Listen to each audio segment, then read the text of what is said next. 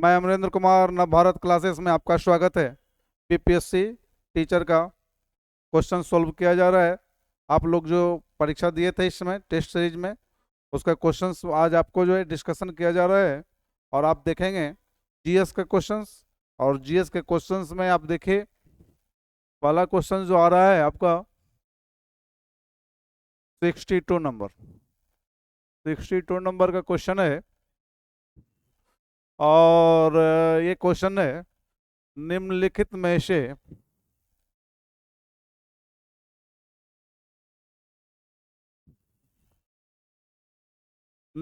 में से कौन सी पुस्तक अरुंधति राय द्वारा लिखित गई है। अरुंधति राय के बारे में जानते हैं। अरुंधति राय जो है भारत की बेहतरीन लेखिका थी और इसे बुकर पुरस्कार मिला। बुकर पुरस्कार जो है साहित्य का सर्वाधिक प्रतिष्ठित पुरस्कार है। और उस बुकर पुरस्कार में उसे मिला था God of small things. God of small things. God of small things.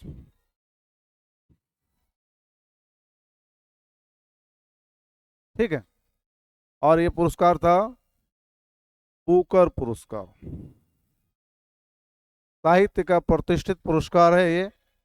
अब इसमें देखिए कि आप जो है एक भी इसमें नहीं मिल रहा है गॉड ऑफ स्मॉल थिंग, इसलिए इसका जो आंसर होगा उपर्युक्त में से कोई नहीं। समझ में आ गया। अरुंधति राय, गॉड ऑफ स्मॉल थिंग, बहुत ही इंपॉर्टेंट क्वेश्चन है, बहुत सारी परीक्षाओं में पूछा गया है और इसे आप याद रखेंगे। अगला क्वेश्चन जो है आपके स्क्रीन पर नजर आ रहा है।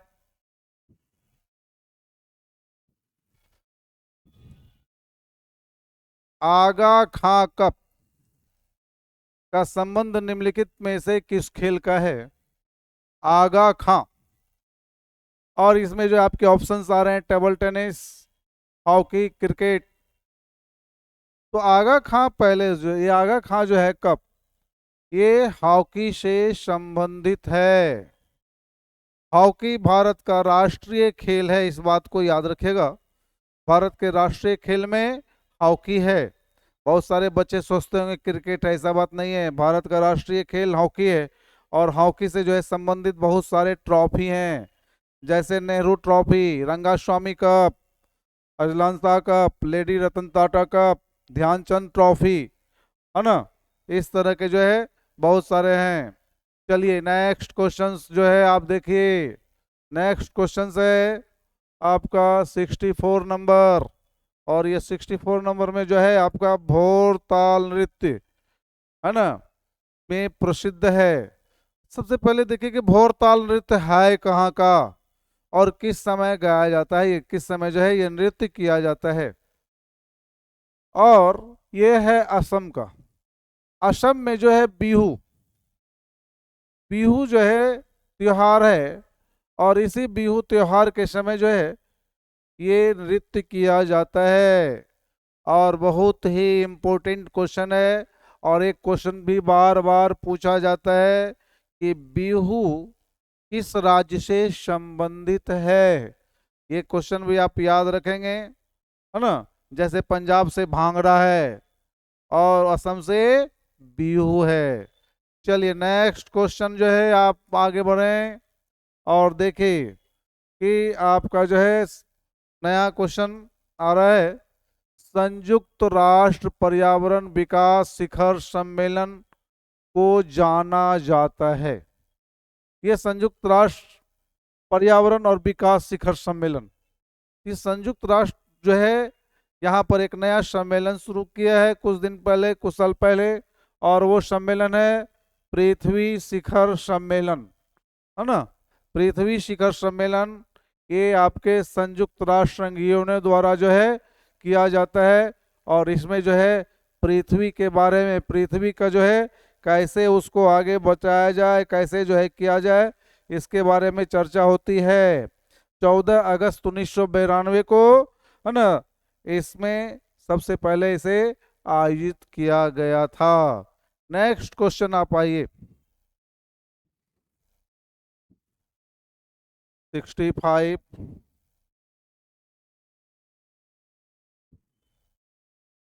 66।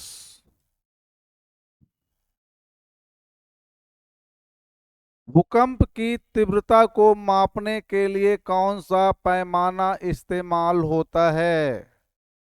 बहुत ही इम्पोर्टेंट क्वेश्चन है। और इस क्वेश्चन का जवाब है रिक्टर स्केल, रिक्टर पैमाना। रिक्टर पैमाने में 0 से 9 तक अंक होते हैं, 0 से 9। और ये जो है ज्यों ज्यों अंक बढ़ते जाते हैं, जैसे 6 है रिक्टर पैमाने में, अगर 7 हो गया तो इसका मतलब है कि 6 से ज्यादा, है ना, 6 से जो है दुगुना ज्यादा 7 में आता है। तो ये रिक्टर पैमाना है भूकंप की तीव्रता को मापने के लिए। नेक्स्ट क्वेश्चन है, फेसबुक के संस्थापक, आप लोग फेसबुक मेटा को खूब यूज कर रहे हैं, और इसके संस्थापक जो है कौन है भाई? बताइए। ये तो बहुत इजी क्वेश्चन है, और ये है मार्क जुकरबर्ग। मार्क जुकरबर्ग जो है फेसबुक के संस्थापक हैं। अगला क्वेश्चन है आपका,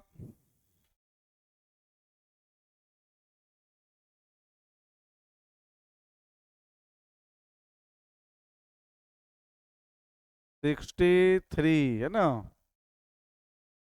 67 हो गया, 68, 68। भू स्थिर कक्षा, यो स्टेशनरी स्टेशन कितनी ऊंचाई पर होती? सबसे पहले देखिए कि भू स्थिर कक्षा होती क्या है। जब उपग्रह को छोड़ा जाता है तो पृथ्वी के बाह्य कक्षा में स्थापित किया गया, और उस स्थापना में जो है जो उपग्रह सैटेलाइट 36,000 किलोमीटर की ऊंचाई पर स्थापित करता है, तो उस कक्षा को कहते हैं भू स्थितिक कक्षा।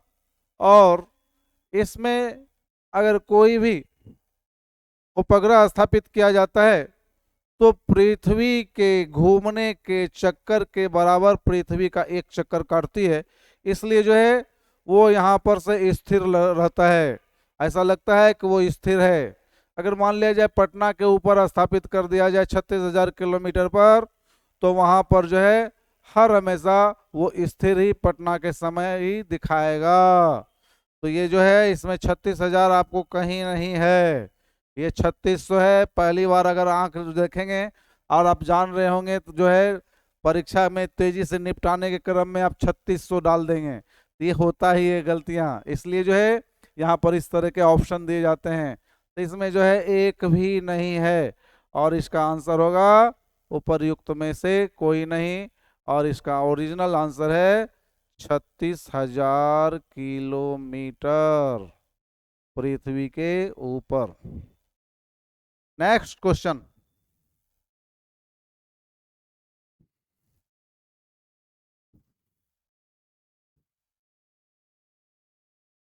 राज्य के नीति निर्देशक तत्व में क्या शामिल है जो मूल अधिकार में नहीं है? सबसे पहला देखिए कि राज्य के नीति निर्देशक तत्व और मूल अधिकार में क्या क्या है। फंडामेंटल राइट, मूल अधिकार, ये जो है अनुच्छेद 12 से 35 और अध्याय 3, और ये जो है 36 से 51, नीति निर्देशक तत्व अध्याय 4। तो यहाँ पर जो है 36 से 51 और अध्याय 4 में क्या चीज है, नीति निर्देशक तत्व में क्या शामिल है जो मूल अधिकार में नहीं? नीति निर्देशक तत्व की बहुत सारी अनुच्छेद जो है, बहुत सारी चीजें जो है वो आपको मौलिक अधिकार में शामिल कर लिया गया है, लेकिन कुछ चीजें ऐसी हैं जो कि वो नीति निर्देशक तत्व में अभी भी शामिल है। नीति निर्देशक तत्व जो है ये राज्य के क्षेत्र में आता है, इसके उल्लंघन करने पर आप न्यायालय में नहीं जा सकते हैं, जबकि आप मूल अधिकार के उल्लंघन करने पर उसे प्राप्त करने के लिए न्यायालय में जा सकते हैं अनुच्छेद 32 के अनुसार। अब इसमें जो हम देखते हैं, है ना, ये जो कुटीर उद्योग का प्रोत्साहन, कुटीर उद्योग का प्रोत्साहन के बारे में जो कहा गया है ये आपके मूल अधिकार में नहीं है।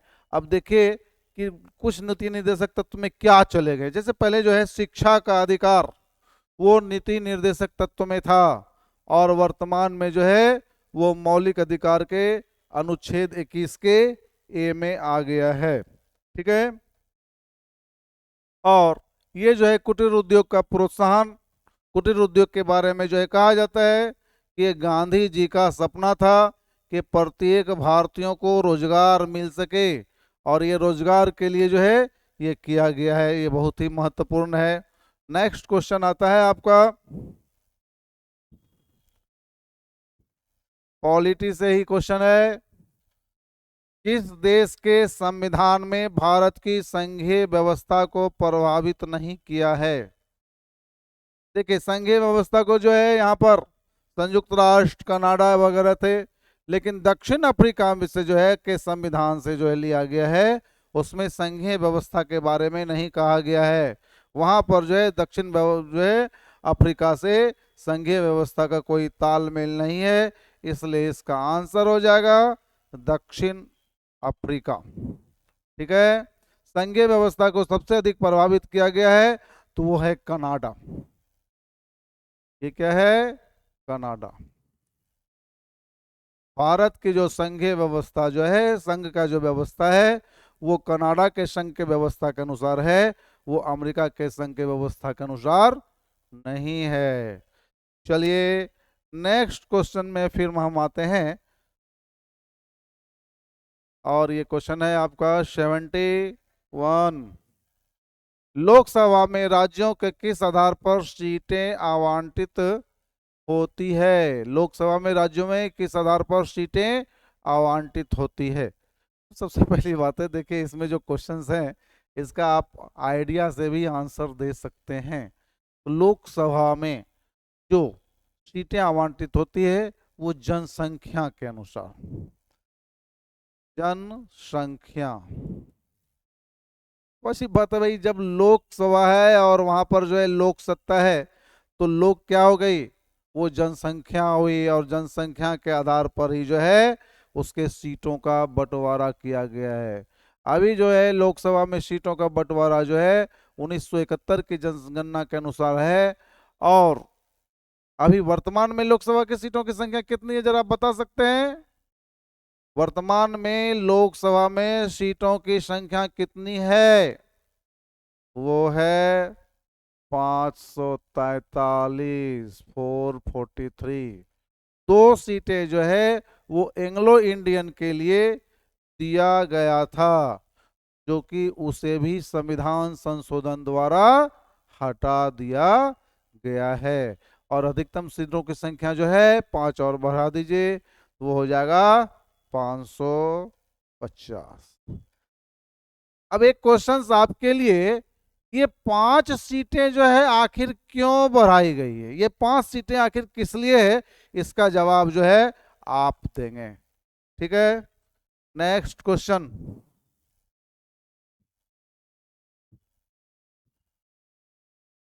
नेक्स्ट क्वेश्चन है किस संविधान संशोधन द्वारा, किस संविधान संशोधन द्वारा नागालैंड को जो है एक राज्य का दर्जा प्रदान किया गया है? ठीक है। और ये आपके जो हो जाते हैं, ठीक है। ये क्वेश्चन जो है बहुत शानदार क्वेश्चन है। भारत में जिस समय भारत स्वतंत्र हुआ था तो आप देखेंगे उस समय राज्यों की संख्या और वर्तमान में जो है राज्यों की संख्या कितनी है। तो वर्तमान में राज्यों की संख्या भी कितनी है? 28, 28। ठीक है। और यहाँ पर जो है 13वां संशोधन, देखिए तो 13वां संशोधन है ही नहीं। 13वां संशोधन द्वारा जो है ये भारत संघ में इसे राज्य के रूप में दर्जा प्रदान की गई। 13वां संविधान संशोधन के द्वारा जो है ये 1963 ईस्वी में इसे लागू किया गया। 1963 ईस्वी में इसे भारत संघ का राज्य घोषित किया गया। पहले जो है ये आप देखेगा कि असम के साथ था, लेकिन बाद में जो है नागालैंड को अलग राज्य का दर्जा दिया गया, और इसके साथ जो है वहाँ के नागा जनजाति के लिए और भी स्पेशल व्यवस्था की गई है। चलिए नेक्स्ट क्वेश्चन।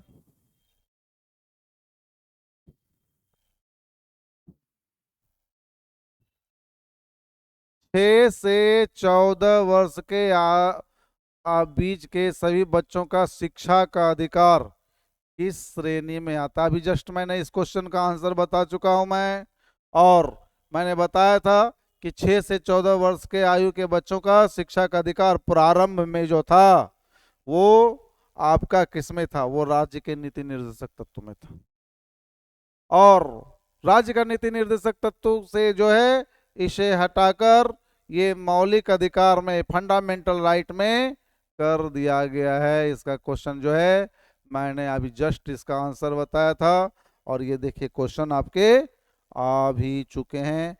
ये 86वां संशोधन है।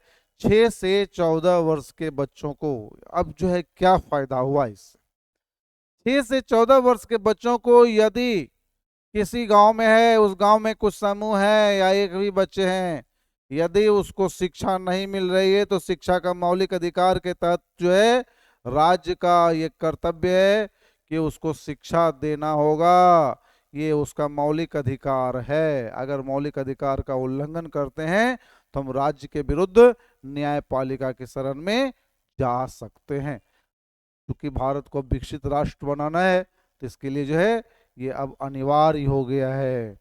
नेक्स्ट नेक्स्ट क्वेश्चन जो आपका है, आप देख रहे हैं अंतरराष्ट्रीय बालिका दिवस। क्वेश्चन है अंतरराष्ट्रीय बालिका दिवस, इंटरनेशनल गर्ल चाइल्ड डे, ये बहुत ही इम्पोर्टेंट है। और इसको जो है आप देखिए क्यों मनाया गया। पहले तो किस दिन मनाया गया तो उसको तो हम बाद में देखेंगे, लेकिन क्यों मनाया गया? सबसे बड़ी बात है कि बालक और बालिका के बीच जो भेदभाव होता था, उस भेदभाव को जो है यहाँ पर क्या करने की कोशिश की गई? समाप्त करने की कोशिश की गई। भारत में जो है आप देख रहे थे कि विज्ञान के विकास के बाद बालिका का भ्रूण हत्या ही होने लगा, और जिसके कारण जो है यहाँ पर बालिकाओं की संख्या कम हो गई। जबकि विकसित देशों में क्या है कि बालिकाओं की संख्या है ना बालक से ज्यादा होती है। अब इस आंसर का जो है 74 नंबर के आंसर का जो है ये देखें, 11 अक्टूबर, 11 अक्टूबर है, ये है 11 अक्टूबर, और 11 अक्टूबर को जो है अंतर्राष्ट्रीय बालिका दिवस मनाया जाता है। और ये पहली बार जो है कब मनाया गया था? 2012, याद रखिएगा 2012 में 11 अक्टूबर। ठीक है, नेक्स्ट क्वेश्चन।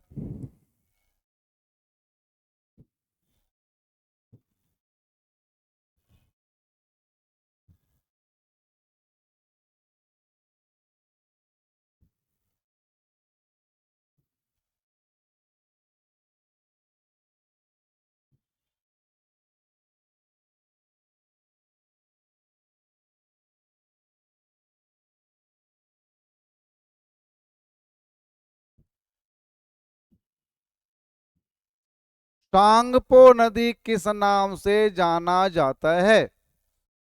भारत में यारलुंग सांगपो नदी, भारत में जो है 3 नदी प्रणाली, सिंधु नदी प्रणाली, गंगा नदी प्रणाली, और ये जो है ब्रह्मपुत्र नदी प्रणाली।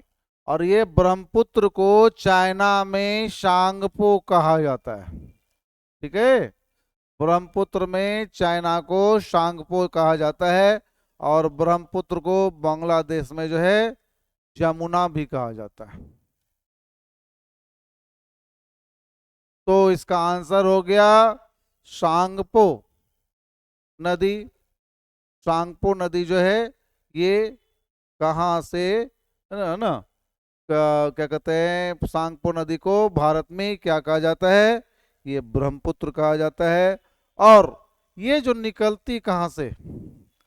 मानसरोवर झील, मानसरोवर झील के चेमायुंगडुंग, चेमायुंगडुंग,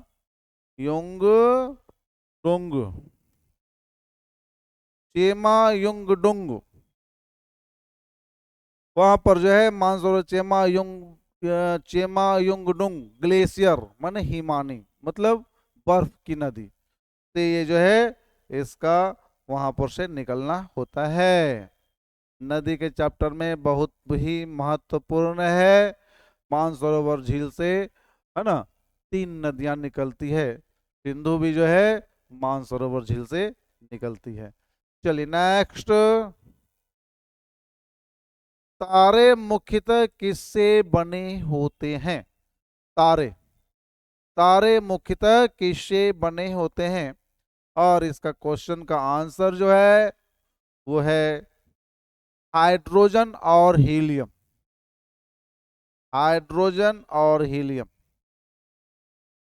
हाइड्रोजन जो है यहाँ पर तारा में, है ना, संलयन करता है, और संलयन करने के बाद जो है उसमें बहुत सारी एनर्जी निकलती है, और उस 2 हल्के अणु मिलकर के एक भारी अणु का निर्माण करते हैं, और वो हीलियम बनता है, और उसे अपार एनर्जी निकलती है। सूर्य भी एक प्रकार का तारा है, वहां पर 71% जो है आपके 71% जो है H2 है, हाइड्रोजन है। बाकी जो है आपके, है ना, 27%, 28% के करीब हीलियम है, और बाकी अन्य है। तो नेक्स्ट का इसका आंसर हो गया हाइड्रोजन और हीलियम। चलिए नेक्स्ट,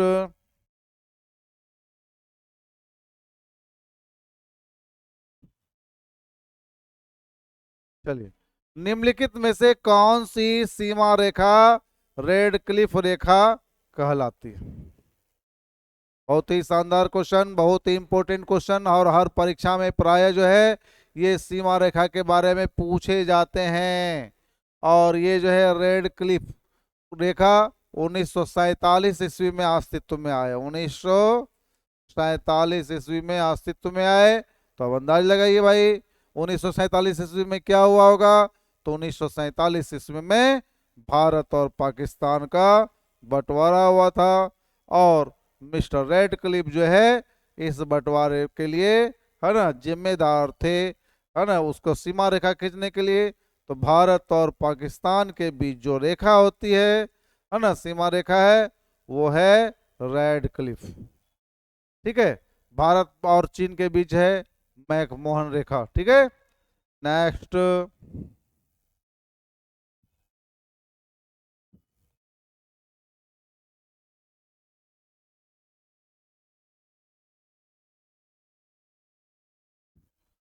वायुमंडल के किस परत पर ओजोन परत पाई जाती है? बहुत ही इंपॉर्टेंट क्वेश्चन है। वायुमंडल में जो है यहां पर देखिए, ये जो है समताप मंडल, समताप मंडल, क्षोभ मंडल के जो ऊपर होता है समताप मंडल, समताप मंडल के ऊपर में ऊपरी परत में जो है ओजोन पाए जाते हैं। तो इसका आंसर हो गया समताप मंडल। समताप मंडल से संबंधित जो है 2 क्वेश्चन और भी बहुत शानदार आते हैं। पहला क्वेश्चन जो है, यहाँ पर तापमान जो है सम रहती है, बराबर रहती है, तापमान सभी जगह बराबर रहती है। जबकि क्षोभ मंडल में जैसे जैसे आप ऊपर की ओर बढ़ते हैं वैसे वैसे तापमान में, है ना, कमी होते जाती है, इसलिए पहाड़ों पर जाने पर जो है गर्मी में ठंडा हो लगता है। लेकिन समताप मंडल में यहाँ पर, है ना, तापमान बराबर होता है। और दूसरा बात जो है इसमें सबसे बड़ा बात है, समताप मंडल में कोई भी जो है मौसमी परिवर्तन नहीं होता है, जिसके कारण जो है ये मंडल हवाई यातायात के लिए बहुत ही शानदार है। हवाई यातायात यहीं पर होता है। ठीक है, और ओजोन जो है ये हमारे पृथ्वी के लिए बहुत ही लाभदायक है। और ये जो है अल्ट्रा वायलेट रेज, पराबैंगनी किरण, यूवी रेज जो सूर्य से आती है उसको ये अवशोषित कर लेती है। और ओजोन को जो है सबसे ज्यादा क्षति जो पहुंचाया जा रहा है ये जो है CFC, क्लोरोफ्लोरोकार्बन, है ना। यहाँ पर जो है क्लोरोफ्लोरोकार्बन जो है इस ओजोन मंडल को बहुत अधिक क्षति पहुंचाया जा रहा है, पहुंचाती है। इसलिए यहाँ पर जो है इसका प्रयोग करने से बचा जाना चाहिए। चलिए नेक्स्ट क्वेश्चन आपको जो है आपके जो स्क्रीन पर आ रहे हैं वो है, क्वेश्चन जो है बहुत शानदार है। निम्नलिखित निम्नलिखित में कौन से बिजली के उत्पादन का एक पर्यावरण का अनुकूल ढंग नहीं है, मतलब कि पर्यावरण फ्रेंडली नहीं है, ये जो है कह रहे हैं, क्योंकि पर्यावरण को दूषित करता है। तो दूषित किससे होगा भाई? कार्बन डाइऑक्साइड जो छोड़ेगा। अभी देखिए यहाँ पर सोलर पावर में कोई कार्बन डाइऑक्साइड नहीं, विंड एनर्जी में एकदम ग्रीन, कोई कार्बन नहीं। लेकिन थर्मल पावर में जो है ये जब बनाया जाएगा तो इसको कोयले से बनाया जाता है।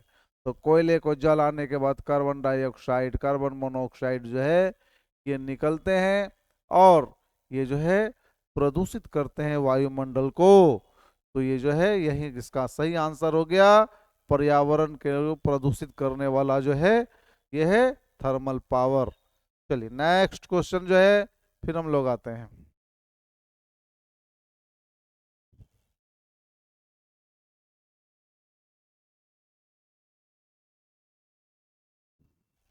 भारत के किस राज्य में सर्वाधिक वन है? क्वेश्चन है भारत के किस राज्य में सर्वाधिक वन है, ठीक है। और ये क्वेश्चन है और इसका आंसर है उत्तर प्रदेश, मध्य प्रदेश। इसका आंसर क्या है? MP। MP में जो है ना, कुल वनाच्छिद्र जो है सबसे अधिक है ना। MP में सबसे अधिक वन है, ठीक है। नेक्स्ट क्वेश्चन है आपका।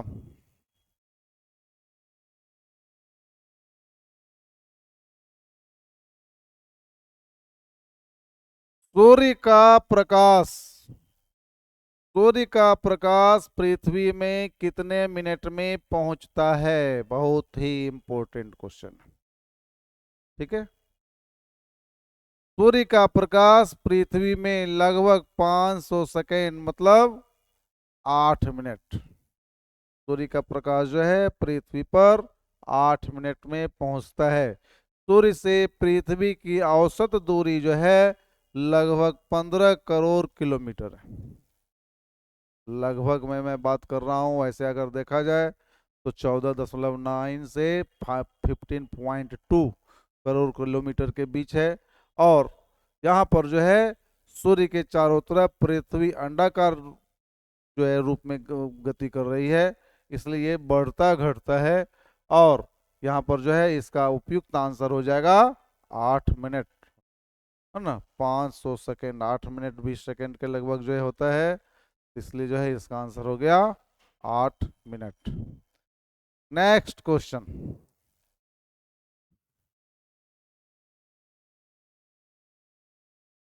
समान वर्षा वाले स्थानों को मिलाने वाली समरेखा, है ना।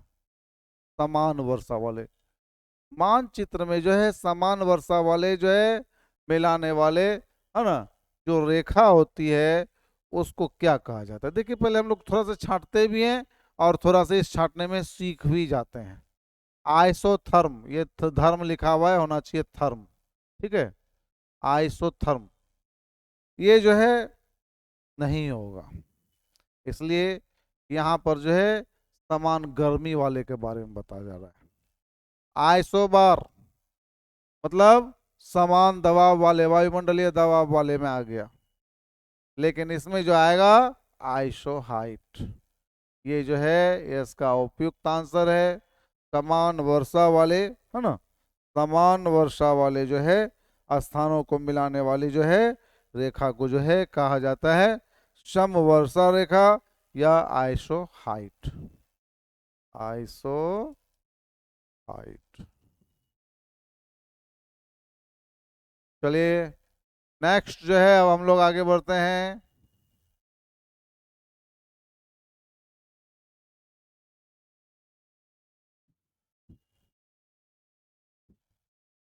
अब जो है क्वेश्चन है, वनों में वृक्ष एक निश्चित मौसम में अपने पत्तों को त्याग करते हैं, तो उसको क्या, उस वन को क्या कहा जाता है?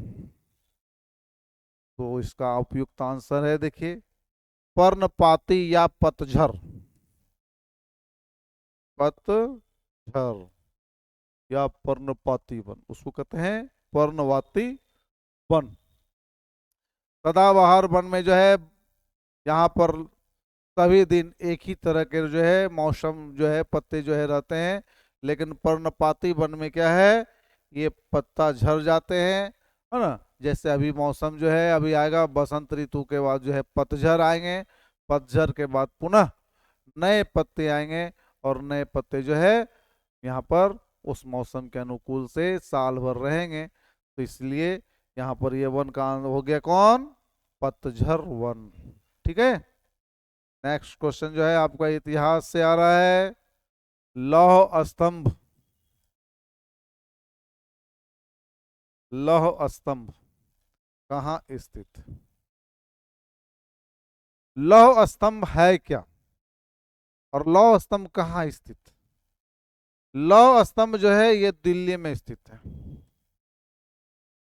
दिल्ली यदि आप जाएंगे कुतुब मीनार परिसर में, तो वहां पर एक जो है एक स्तंभ मिली रहेगी, और ये स्तंभ जो है चंद्रगुप्त द्वितीय का कहा जाता है। इस स्तंभ की सबसे बड़ी विशेषता है कि हजारों वर्षों से ये स्तंभ जो है खुली बारिश और धूप में खड़ी है, लेकिन इसमें जंग नहीं लगा है, जंग जो है इसमें नहीं लगा है। और इससे ये पता चलता है कि भारत की, प्राचीन भारत की प्रौद्योगिकी के बारे में पता चलता है कि प्राचीन भारत में ऐसी प्रौद्योगिकी विकसित थी कि लोहे को इस तरह से बनाया जाता था कि उसमें जंग अब तक नहीं लगा है। ठीक है। नेक्स्ट क्वेश्चन, 84, है ना, अब आ जाइए 85।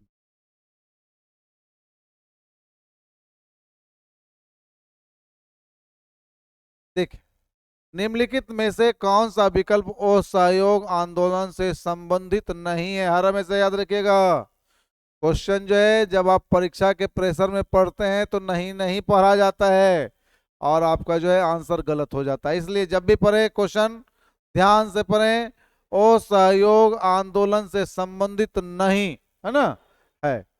तो यहाँ पर जो है सरकार द्वारा प्रदान की जाने वाली उपाधियों का समर्पण, मतलब सरकार ने जिन लोगों को उपाधि दी थी उसको सरकार को लौटाना, ये सही है। ठीक है। विदेशी वस्तुओं का बहिष्कार, ये भी सही है। लेकिन यहां पर देखिए नमक मार्च, नमक मार्च ये तो आप जान ही रहे हैं, नमक मार्च तो बिल्कुल ही गलत है। इसके लिए तो अलग आंदोलन ही हुआ था दांडी मार्च के रूप में। ठीक है। 1930 से 32 तक चला था वो, जबकि असहयोग आंदोलन 1920 से 22 के बीच, 1920 से 22 के बीच चला था, और ये 1930 ईस्वी में चला था। अब आंसर देखें क्या है। तो कहता है असहयोग आंदोलन से संबंधित नहीं था, तो सीधी सी बात है भाई, नमक मार्च, नमक आंदोलन जो है इससे संबंधित नहीं था, ये दांडी मार्च से संबंधित था। ठीक है। और ये जो है आपका 85 नंबर यहाँ पर ये खत्म। नेक्स्ट क्वेश्चन है,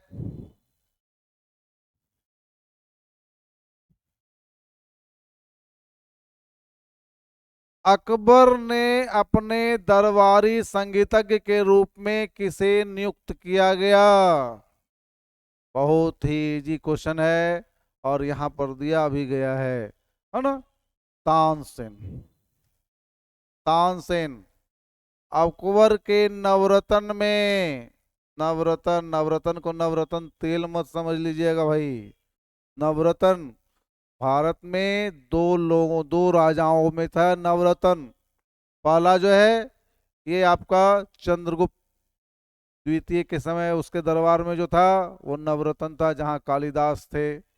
और दूसरा जो है नवरत्न, ये कहाँ है, ये अकबर के दरबार में थे, और उसमें जो है तानसेन संगीतज्ञ थे। तो ये हो गया आंसर आपका तानसेन। ठीक है, आज भी जो है तानसेन का मध्य प्रदेश में, है ना, ये मनाया जाता है संगीत के रूप में, और बहुत ही इतिहास में कह सकते हैं कि संगीतज्ञ के रूप में विख्यात है। ठीक है, नेक्स्ट जो है आपका क्वेश्चन आ रहा है ना, सबसे प्रसिद्ध पशुचारण और शिकारी जनजाति मंगोल। ठीक है, मंगोल, मंगोल का नाम सुनते ही इतिहास में एक अलग सी कहानी नजर आने लगती है। मंगोल का नाम सुनते ही इतिहास में अलग कहानी आती है, चंगेज खां के नाम से, क्रूर शासक। और ये जो है ये मध्य एशिया, ठीक है, मध्य एशिया। अभी जो है ये आपका ये मंगोल कहाँ है, मंगोलिया हो गया, चाइना हो गया, और कुछ सोवियत रूस में आ गया। अब यहाँ पर देखिए कि मध्य एशिया है आपके ऑप्शन में, आपके ऑप्शन में मध्य एशिया नहीं है, तो इसलिए इसका आंसर हो गया उपर्युक्त में से कोई नहीं। नेक्स्ट क्वेश्चन आपका जो है स्क्रीन पर आ रहा है, देखिए।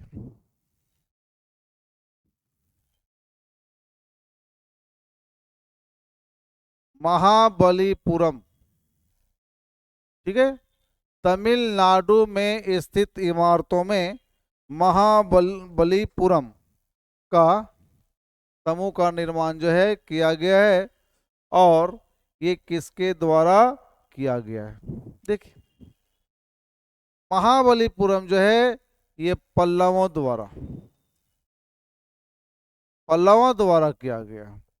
और ये जो है द्रविड़ कला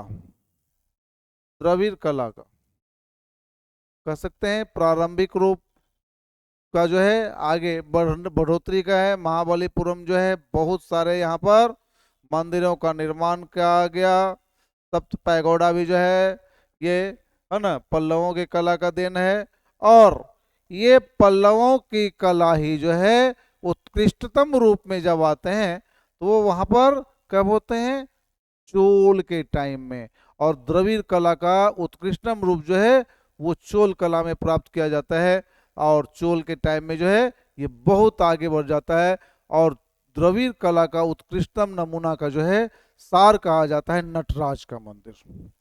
नटराज का जो मूर्ति वो चोल कला के द्वारा है। अब यहाँ पर आप पल्लव खोजिए, पल्लव आपको एक भी नहीं मिल रहे हैं, तो इसलिए इसका आंसर हो गया उपर्युक्त में से कोई नहीं। चलिए नेक्स्ट क्वेश्चन, इंडिका, इंडिका जो है किसने लिखा। बहुत ही शानदार क्वेश्चन है। आज के डेट में इंडिका मूल रूप में उपलब्ध नहीं है, लेकिन ये प्राचीन भारत में इसके द्वारा जो अपना जो है बहुत सारा किताब इसके आधार पर लिखा गया, उससे जो है हम प्राचीन भारत के काल में लिखते हैं। कुछ कुछ हम जो है इसको बता रहे हैं। ये इंडिका जो है मौर्य काल में लिखा गया था, ठीक है। और मौर्य काल में जो है सब प्रथम राजा, मौर्य काल के जो है प्रथम सम्राट कौन थे भाई, चंद्रगुप्त मौर्य। चंद्रगुप्त मौर्य, चंद्रगुप्त मौर्य और सैल्यूकस के बीच जो लड़ाई हुई थी जिसमें चंद्रगुप्त मौर्य विजयी हुए थे, तो सैल्यूकस ने चंद्रगुप्त मौर्य के दरबार में एक दूत भेजा था, राजदूत, उसका नाम था मेगास्थनीज। और यही मेगास्थनीज ने एक पुस्तक की रचना की और उसका नाम है इंडिका। बहुत ही शानदार क्वेश्चन है। तो अब जो है खोजिए भाई, मेगास्थनीज है इसमें, तो इसमें मेगास्थनीज नहीं है, इसलिए उपर्युक्त में से कोई नहीं। इसका आंसर हो गया उपर्युक्त में से कोई नहीं। ठीक है, नेक्स्ट क्वेश्चन।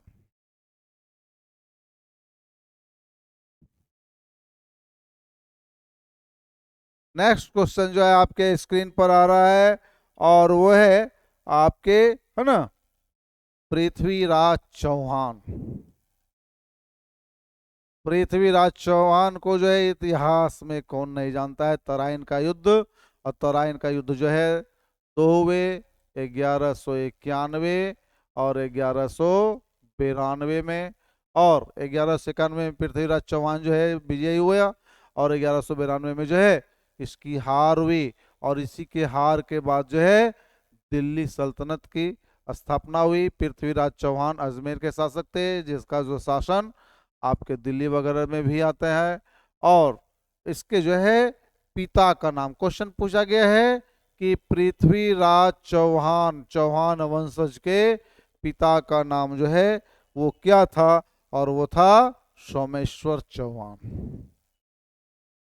ठीक है, पृथ्वीराज चौहान का जो ये तराइन का युद्ध है बहुत ही इंपॉर्टेंट है, बात को याद रखिएगा। तराइन का युद्ध, क्वेश्चन मैं यहाँ पर दे रहा हूँ, वो बताऊंगा नहीं कि तराइन का युद्ध जो है पृथ्वीराज चौहान के साथ में, पृथ्वीराज के अपोजिट में कौन थे, ये आपको बताना है। मतलब तराइन का युद्ध किसके और किसके बीच हुआ था, और ये दो युद्ध का टाइम है 1191 और 1192, और इसमें आपको बताना है कि तराइन के युद्ध के जो है ना पृथ्वीराज चौहान के सामने कौन थे। नेक्स्ट,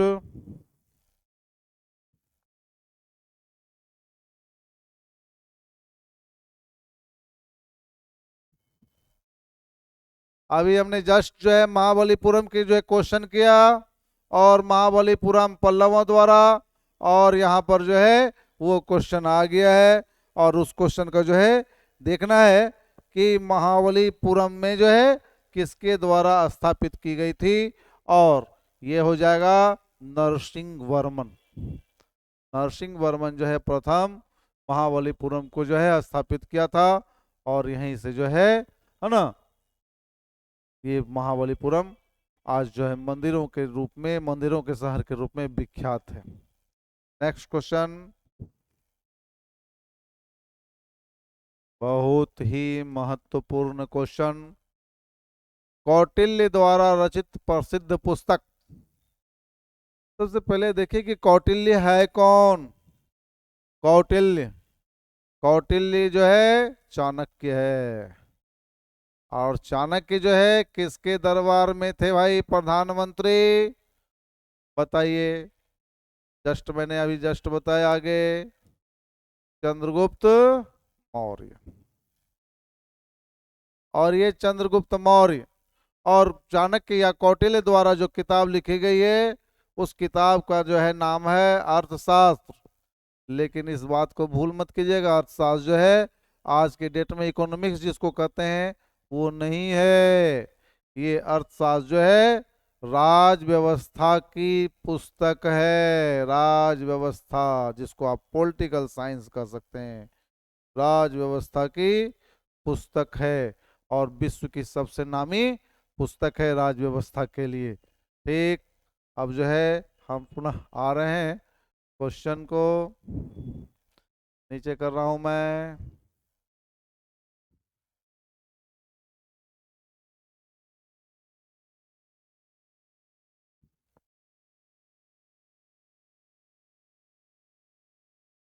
मध्यकालीन भारत में निम्नलिखित में से किस राजा द्वारा मान कौतूहल पुस्तक का संकलन किया गया था। मान कौतूहल, ये जो है बहुत ही शानदार पुस्तक है, और ये जो है ग्वालियर के शासक राजा मान सिंह तोमर, ग्वालियर के शासक जो हैं राजा मान सिंह तोमर थे, और उन्होंने जो है इस पुस्तक को लिखा है ना, और ये जो है बहुत ही शानदार पुस्तक है। ठीक है, नेक्स्ट क्वेश्चन जो है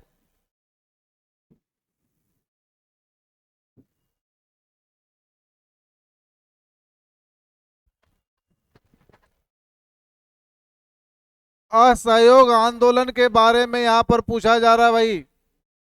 असहयोग आंदोलन जो है ये क्या कहता है कि और कौन से विकल्प सकारात्मक कार्यक्रम के अंश नहीं थे। ठीक है, मतलब कि कौन सा कार्यक्रम जो है वो सहयोग आंदोलन में नहीं था। देखते भाई, असहयोग आंदोलन भारत में शुरुआत किया गांधी जी ने 1920। ठीक है, और असहयोग आंदोलन का ही मतलब है अंग्रेजों के साथ असहयोग करना।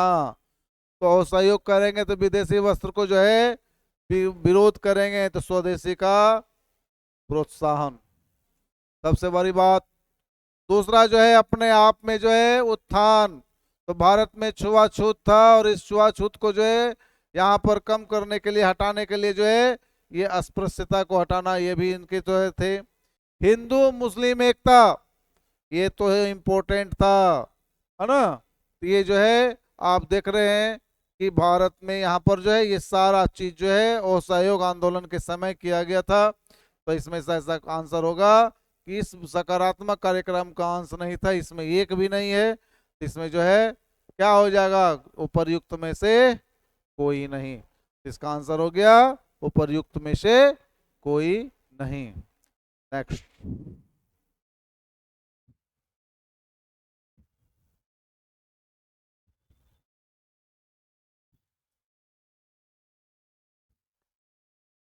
कहते हैं कि उष्ण कटिबंधीय वर्षा वन को काट दिया जाए तो यह उष्ण कटिबंधीय पर्णपाती वन की तुलना में शीघ्र पुनर्नियोजित नहीं हो पाता है। क्या मतलब? मतलब है कि अगर ये पर्णपाती वन को काटते हैं तो वहां पर पुनः वन हो जाएगा, लेकिन वर्षा वन को काटते हैं तो वो नहीं हो पाता है जल्दी से। इसका क्या कारण है? आपके दिमाग में आता होगा बारिश के कारण जो है यहाँ पर तो बारिश हो जानी चाहिए, लेकिन ऐसा बात नहीं। पर्णपाती वन में क्या है कि उसके पत्ते जो झड़ते हैं तो जिससे उसके जो है मिट्टी, है ना, वो ये जो मिट्टी होती है वो खाद के रूप में पत्ते वगैरह उसमें सर के खाद के रूप में आ जाते हैं, जिससे मिट्टी उपजाऊ हो जाती है।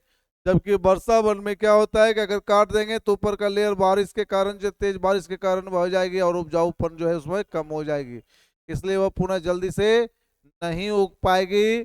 बल्कि, है ना, बनस्पत किसके कारण? बनस्पत जो है पर्णपातीपन की तुलना में। अब जो है हम देखिए, अब इसका क्वेश्चन का आंसर, वर्षा वन में मृदा के पोषकों का अभाव होता है। ठीक है, वर्षा वन में मृदा के पोषकों का अभाव होता है। मैंने यही क्वेश्चन यहाँ पर बताया था कि यहाँ पर उसके पोषक तत्व नहीं मिलते हैं, इसलिए जो है ऐसा होगा। और इसका सही आंसर जो है आपका पहला में ही मिल गया। ठीक है, ये तो उसके बाद जो है ये दोनों तो बेकार ही है। इसका सही आंसर क्या है? वर्षा वन में मिट्टी में पोषक तत्व की कमी होना। मिट्टी में पोषक तत्व की कमी होना, पोषक तत्व की कमी।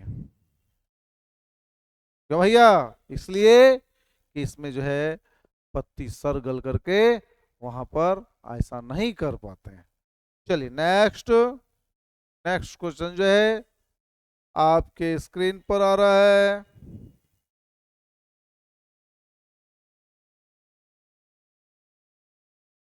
ठीक है, 96 क्वेश्चन, है ना, और इसका आंसर हो जाएगा बी। प्राहरण के समयांतर में क्रमबद्ध परिवर्तन को क्या कहा जाता है? अनुक्रमण। अनुक्रमण।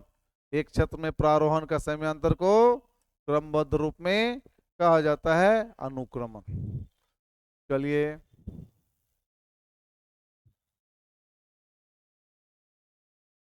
किसी निश्चित क्षेत्र में प्राणियों की संख्या की सीमा जिसे पर्यावरण समर्थन कर सकता है कहलाती है। आप इसको जो है अगर नहीं जानते हैं तो ऑप्शन से भी बना सकते हैं। ठीक है, तो जनसंख्या, तो जनसंख्या क्या? वजन की संख्या, आदमियों की संख्या। और यहाँ कहता है प्राणियों की संख्या, तो प्राणियों में सारे चीज आ जाएंगे, इसलिए ये खत्म हो जाएगा। संख्या या जैव द्रव्यमान पिरामिड, ये भी नहीं होगा।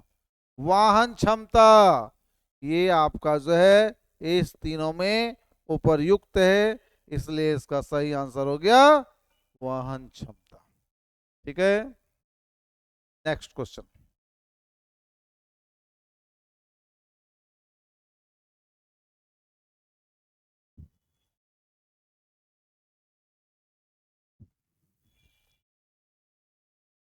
नाइन्टी एट नंबर है।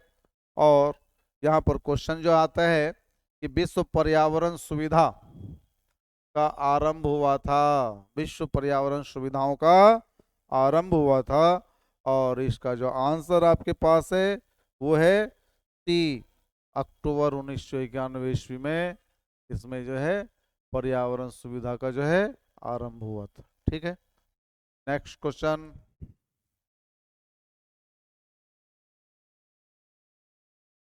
प्रकाश का रासायनिक धूम, फोटोकेमिकल स्मॉग। ठीक है, ऐसा चीज जो है जब कोई रासायनिक प्रतिक्रिया हो और धूप से संबंधित होगी तो वहां पर जो है तेजी से अभिक्रिया होगी, और उसी से जो है ये रासायनिक धूम होगा। और जो है NO2 और O3 तथा पेरोक्सिक एसिटिलिक है ना, अब देखते हैं इसमें क्या होता भाई। और यह है NO2 O3 तथा पेरोक्सिलिक नाइट्रेट के बीच सूर्य के प्रकाश की उपस्थिति में ये प्रक्रिया होती है। हो गया 99। ठीक है, अब आते हैं 100।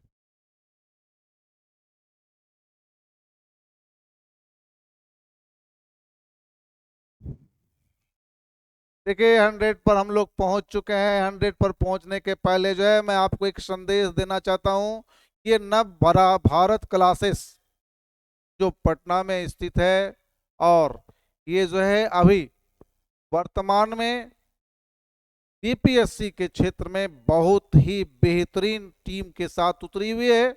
और बीपीएससी की परीक्षा चाहे वो शिक्षक वाली हो, चाहे बीपीएससी का है ना सीएससी 17वीं 71वीं की परीक्षा हो, उसमें तैयारी के लिए आप यहाँ पर आइए और आप निश्चित सफलता पाएंगे। हमारा शर्त रहेगा, उस शर्त के अनुसार आपको जो है आप काम करना पड़ेगा, और उस काम के अनुसार जो है आपको निश्चित सफलता मिलनी है। इसलिए जल्द से जल्द यहाँ पर आए, मिलें, और जो है हम लोगों के साथ जुड़ करके अपनी सफलता का आनंद लें। तो चलिए, और इसमें जो है हमारे जो है बहुत सारे शिक्षकगण हैं, हमारे मित्र भी हैं, और हमारे जो है ना लोगों के द्वारा वैसे वैसे लोग हैं जो कि आप देखेंगे तो दंग रह जाएंगे। ऐसी टीम पूरे पटना में कहीं नहीं मिलेगी। और हमारे डायरेक्टर मिस्टर रोशन जी जो हैं बहुत ही शानदार रूप से काम कर रहे हैं, और बहुत ही नॉमिनल फी में, समझ लीजिए कि फी के मामले में एकदम जीरो। सिर्फ जो है यहाँ पर इस कोचिंग को चलाने की जो खर्च हो रही है उसी में समझ लीजिए वो भी नहीं होगा, उसी में हम लोगों ने यहाँ पर काम किया है, ताकि लोग जो है ना अच्छे जगह आए और समय का जो है उपयोग करें। ऐसा नहीं कि दूसरी जगह जाकर के ठगा जाए, और ठगाने का मतलब पैसा का नहीं, समय का, और समय वो आएगा नहीं कभी घूम करके। तो जल्दी से जल्दी आए और मिलें। आपका जो है ये सैदपुर मोड़ के पास है ना, आप यहाँ पर आए और मिलें, है ना। तो ये अम्बे मार्केट भिकना पहाड़ी के पास है सैदपुर मोड़, और वहीं पर आए। ठीक है, तो चलिए अब आ गए। नेत्रों की जलन में किस प्रदूषक वस्तु का कारण होता है? नेत्रों की जलन मतलब कि ऐसा चीज जो है अगर वायु में कुछ आ जाए और उसके कारण जो है आंखों में जलन होने लगे, आंखों में जो है जलन होने लगे, तो ये किसके कारण है भाई? ये जो है ना, ये है ना एसाइल पेरोक्सी नाइट्रेट, इसको कहते हैं पैन। ठीक है, इसी के कारण जो है आंखों में जलन होने लगती है, और इसका आंसर हो गया सी। चलिए नेक्स्ट।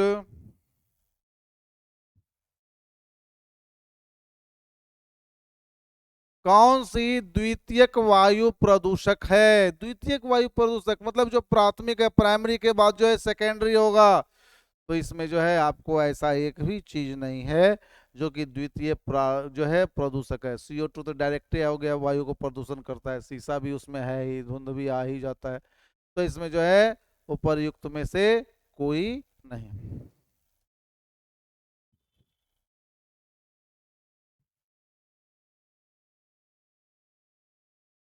एक बात हमेशा ध्यान रखिएगा कि पुरस्कार संबंधित जो है क्वेश्चन आपको जो है बहुत बार मिलेंगे। कौन सा पुरस्कार जो है किससे संबंधित है, और वो पुरस्कार जो है कब से शुरू किया गया, और वर्तमान में वो पुरस्कार किसे दिया गया है, इस चीज का जो है आप एक लिस्ट तैयार कर लें। इससे जो है क्वेश्चन आपको रहेगा ही रहेगा। ठीक है।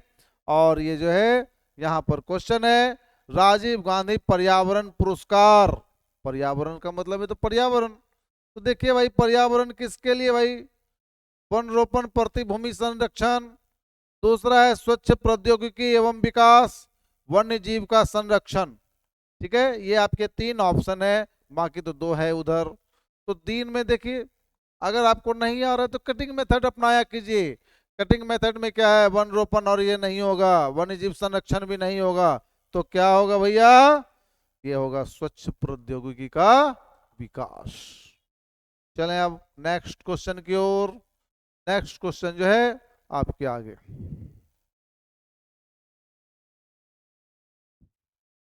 यह है दो भिन्न समुदायों के बीच संक्रांति का क्षेत्र क्या कहलाता है। ठीक है, दो भिन्न समुदायों के, है ना, संक्रांति के बीच जो है क्या कहलाता है ना। इसका जो है इसमें कोई ऐसा नहीं दिया गया है, और इसका आंसर हो जाएगा उपयुक्त में से कोई नहीं। ठीक है,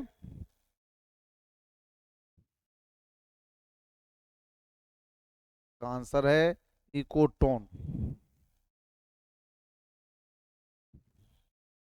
आंसर है इकोटोन, लेकिन इकोटोन नहीं है, इसलिए जो है का नहीं है इसमें। चलिए नेक्स्ट।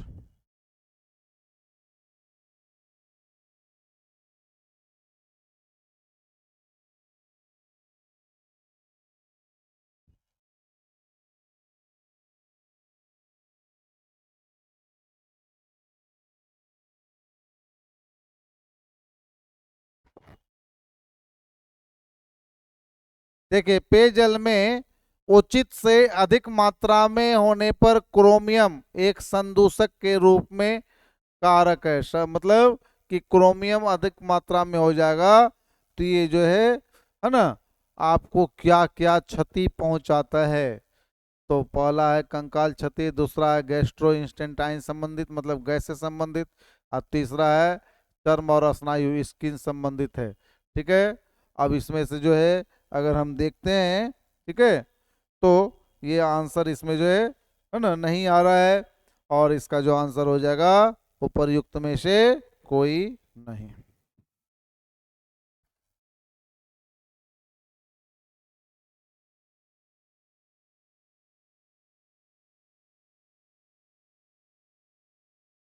देखिए यहाँ पर बहुत ही शानदार क्वेश्चन है। यहाँ पर क्वेश्चन है, भारत की बड़ी बड़ी नदियों में जल प्रदूषण निम्नलिखित में से सबसे बड़ा बड़ा स्रोत क्या है। असंसाधित मल जल, कृषि संबंधी जल प्रवाह और विनियमित लघु उद्योग। ठीक है, होकर में उपर्युक्त में से एक से अधिक, उपर्युक्त में से कोई नहीं। ठीक है, देखिए बड़ी बड़ी नदियों के किनारे, जैसे गंगा के किनारे, गंगा के किनारे जो है बड़े बड़े शहर बसे हुए हैं, और उस शहर की जो जनसंख्या के द्वारा जो है नालियों में गंदे पानी, मल जल जो है ये छोड़े जाते हैं, वो जो है बिना ट्रीटमेंट के, है ना, नदियों में मिलती है। दूसरा जो है कारण है बड़े बड़े उद्योग द्वारा। यहाँ पर जो है इस दोनों में से कौन है भाई, इस दोनों में से जो है यहाँ पर असंसाधित मल जल। ठीक है, इसका सबसे सही आंसर हो गया ए, असंसाधित मल जल। चलिए नेक्स्ट क्वेश्चन की ओर आते हैं हम।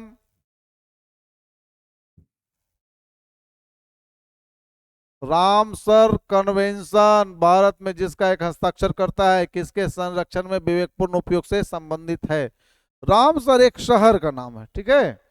रामसर जो है एक शहर का नाम है और यहाँ पर 1971 ईस्वी में एक कन्वेंशन हुआ था और उस कन्वेंशन के अनुसार जो है ना, आर्द्र भूमि, ठीक है, आर्द्र भूमि जो है ना, आर्द्र भूमि का मतलब हो गया दलदली इलाका या फिर जो है इस तरह का जो इलाका है उसके बारे में जो है यहाँ पर क्या गया है ना, कि ये जो है रामसर शहर जो है ये ईरान में है और उसमें जो है बहुत सारे देश जो है साइन किए थे आर्द्र भूमि के संरक्षण के लिए और उसके उपयोग के लिए।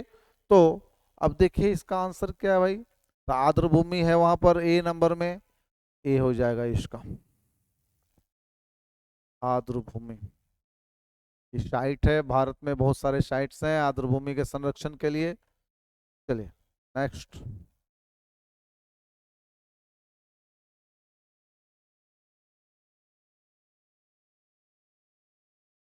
क्वेश्चन जो है यहाँ पर आप देख लीजिए, आधा नीचे आधा ऊपर है। वायुमंडल के संबंध में निम्नलिखित में से कौन सा कथन सही है? सही है, याद रखिएगा। समताप मंडल में ऊंचाई के साथ तापमान बढ़ता है, ये गलत है। मध्य मंडल में ऊंचाई के साथ तापमान घटता है, ये तो सही है।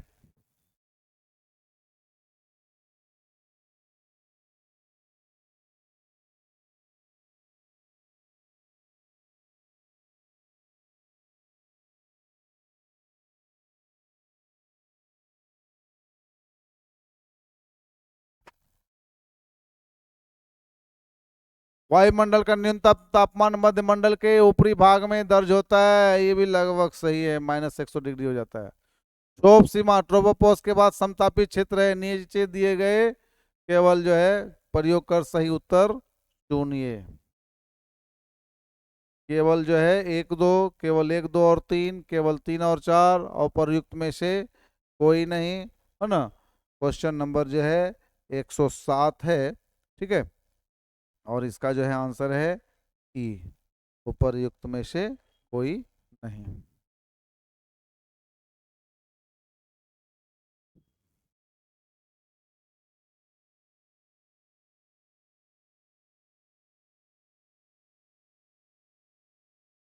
देखिए पटना में नमक सत्याग्रह कब शुरू हुआ? बहुत ही शानदार क्वेश्चन है, ठीक है। नमक सत्याग्रह, ऐसे नमक सत्याग्रह तो 6 तारीख को 6 अप्रैल 1930 को गांधी जी ने दांडी मार्च करके नमक बना के किया था। लेकिन ये जो है पटना में, ऐसे बिहार में ये 10 अप्रैल को पहुंच चुका था और पटना में जो है इसका आंदोलन शुरू हुआ 16 अप्रैल 1930 ईस्वी। पटना सिटी में मंगल तालाब, मंगल जो है उसको मंगल टैंक कहा जाता है, वहीं पर जो है ये शुरू हुआ था। तो इसका सही आंसर है 16 अप्रैल 1930।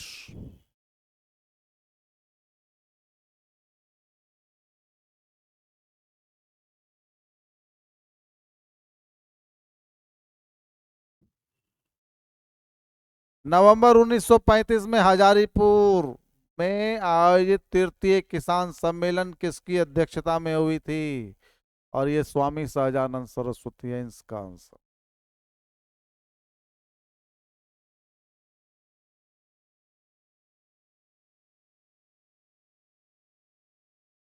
1857 की क्रांति में नेता बाबू जो है कुंवर सिंह का देहांत कब हुआ था? बहुत ही शानदार क्वेश्चन है, ठीक है। और ये क्वेश्चन का आंसर जो हो जाएगा आपका 23 अप्रैल को बाबू कुंवर सिंह, 23 अप्रैल 1858 को बाबू कुंवर सिंह जो है अंग्रेजों को पराजित किए और वहां जाकर के, है ना, अपना, है ना, अंतिम लड़ाई लड़ी और यूनियन जैक को उतार करके फेंका और उसके बाद जो है 26 तारीख को 1858 को उसकी वीर गति प्राप्त हुई। तो ये 26 अप्रैल कहाँ है भैया? ये है 26 अप्रैल 1858 को जो है इसकी मृत्यु हो गई।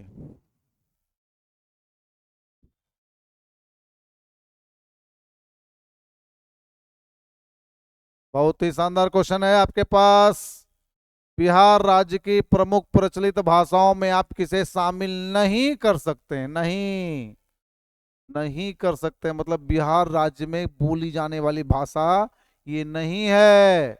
इसको देखिए भाई, मगधी, मगध क्षेत्र में, पटना के क्षेत्र में बोली जाती है मगधी। भोजपुरी, भोजपुर, आरा, बक्सर वगैरह क्षेत्र में बोली जाती है।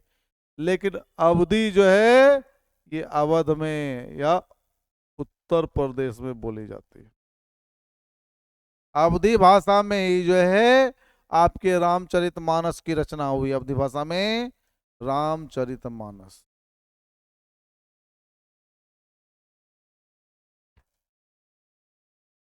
तो इसका आंसर हो गया आपका, क्या होगा भाई? तो प्रमुख भाषा में आप किसे शामिल नहीं करते, तब भी बिहार में नहीं बोली जाती है, तो स्वाभाविक सी बात है आपका सही आंसर हो गया ए। इसका आंसर सही हो गया ए।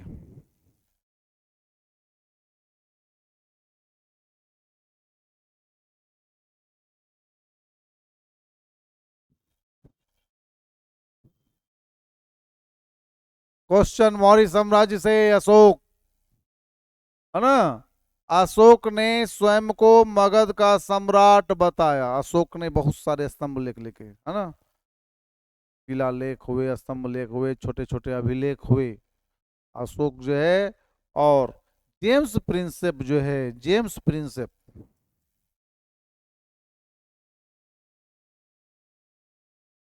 अशोक के अभिलेख को पढ़ा।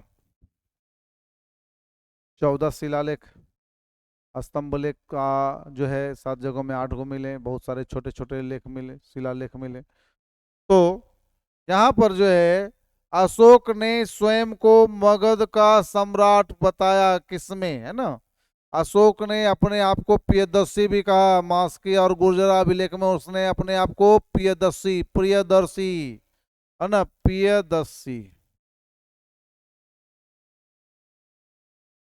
मास्की और गुर्जरा अभिलेख में।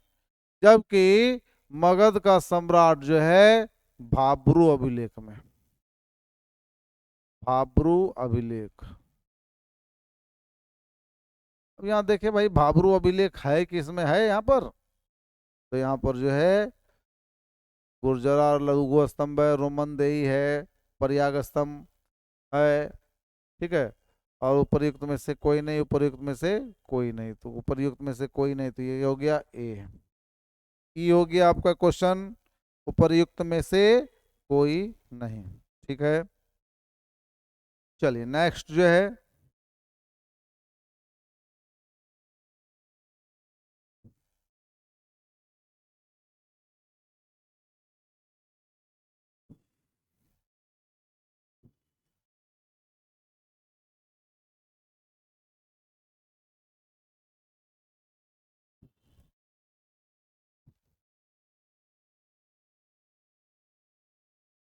देखिए, निम्नलिखित में से किस आंदोलन में महिलाओं की भागीदारी सर्वाधिक मानी जाती है? ठीक है, सर्वाधिक का मतलब सबसे अधिक। जैसे जैसे गांधी जी के आंदोलन आगे बढ़ते गए, ठीक है, तो लोगों में जागरूकता भी आती गई और महिलाओं में भी जागरूकता आती गई। पहला आंदोलन और सहयोग आंदोलन, दूसरा सविनय अवज्ञा आंदोलन, तीसरा भारत छोड़ो आंदोलन। तो स्वाभाविक सी बात है कि भारत छोड़ो आंदोलन जो है गांधी जी के द्वारा शुरू किया गया अंतिम आंदोलन है, और वहां पर ही महिलाओं की जो है सबसे अधिक भागीदारी थी। और इसमें अगर हम खोजते हैं, यहाँ पर जो है भारत छोड़ो आंदोलन नहीं है, इसलिए इसका आंसर हो जाएगा ई, उपर्युक्त में से कोई नहीं। चलिए नेक्स्ट क्वेश्चन, यहीं पर जो है उसी 1942 के क्रांति के बारे में यहाँ कहा गया है। निम्नलिखित में से किस वर्ष बंगाल में मिदनापुर जिले में है ना, जातीय सरकार की स्थापना हुई 1942 ईस्वी में जो है भारत में, है ना, अंग्रेजों के विरुद्ध जो है भारत छोड़ो आंदोलन शुरू किया गया था। तो उसमें जो है 3 जगह सरकार बने थे, पहले मिदनापुर में 1942 में, तामलुक जिला कहलाता है, मिदनापुर तामलुक जिला, ठीक है। फिर बलिया में, आपके बिहार और यूपी, बंगाल और यूपी, और फिर महाराष्ट्र में, यहाँ पर जो है लोगों ने, पब्लिक ने सरकार की स्थापना की थी। और ये जो है 1942 के भारत छोड़ो आंदोलन में हुआ था, तो इसमें 1942 नहीं है, उपर्युक्त में से कोई नहीं हो जाएगा।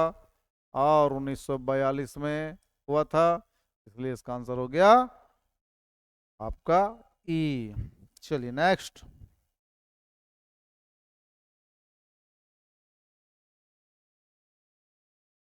ये जो है आपका क्वेश्चन डायरेक्ट ही है, किस अनुच्छेद में लोक सेवा, है ना, किस अनुच्छेद में लोक सेवाओं का संरक्षण दिया गया है। और इसका आंसर हो जाएगा आपका बी 315, 115 नंबर का जो है ये, है ना, आपका जो आ सकता है, क्या क्या है भैया, 110, अनुच्छेद 110 इसमें भी नहीं है, ठीक है। और उसके बाद जो है 315 बी, अनुच्छेद 315,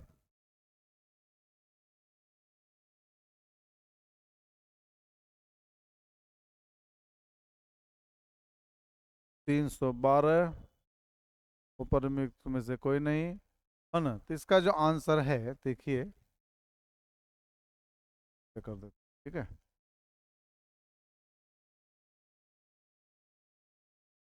हाँ, यहाँ है 310,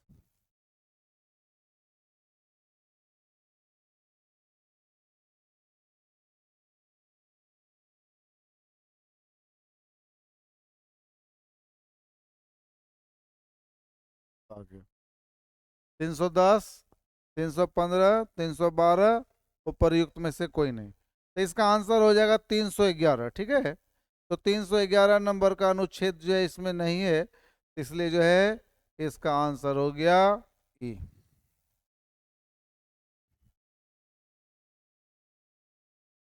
ठीक है, नेक्स्ट क्वेश्चन।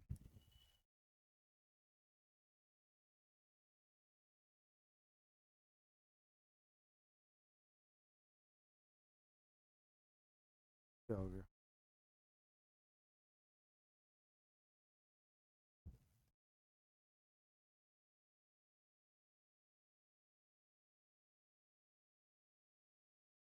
क्या कर रहे हैं, हो कहाँ रहा है, उजला था पहले, लाल आ गया, रहने दीजिए, दिक्कत।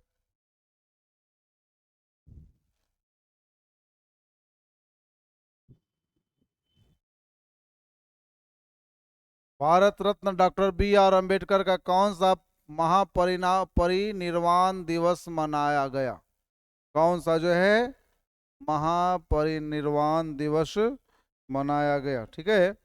और इसका आंसर है आपका 68वां, 68वां नहीं है, उपर्युक्त में से कोई नहीं, 68 जो है परिवहन दिवस मनाया गया, और इसमें कोई नहीं, हो गया ई।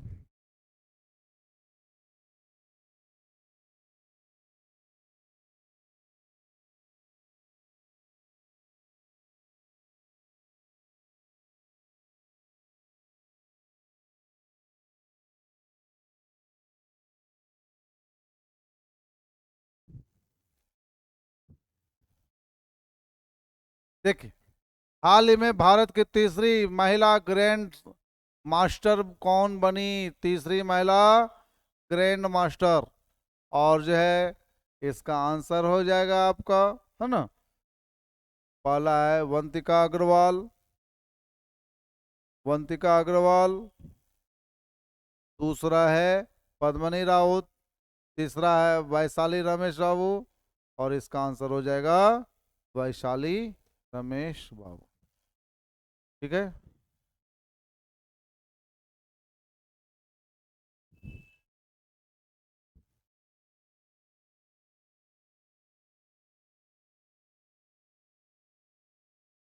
गूगल की पेरेंट कंपनी अल्फाबेट ने कौन सी एडवांस्ड एआई मॉडल लॉन्च किया है?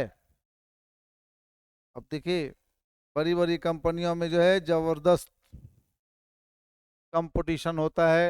अभी जो है एक जो है नई एआई आई है, चैट जीपीटी के बारे में आप जान रहे होंगे, चैट जीपीटी। और इसी को टक्कर देने के लिए जो है नई एआई जो है इन्होंने विकसित किया है, और उसका नाम है जेमिनी। इसका आंसर हो गया 118, कि गूगल की जो है एक नया एडवांस्ड एआई विकसित किया। एआई, आर्टिफिशियल इंटेलिजेंस, आज के डेट में जो है ये सबसे महत्वपूर्ण होते जा रहा है, और ये है, इसका आंसर है जेमिनी।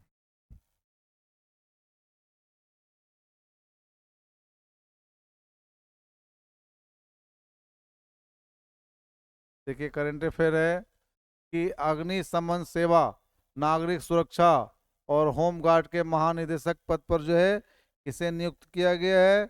और इसका आंसर है विवेक श्रीवास्तव।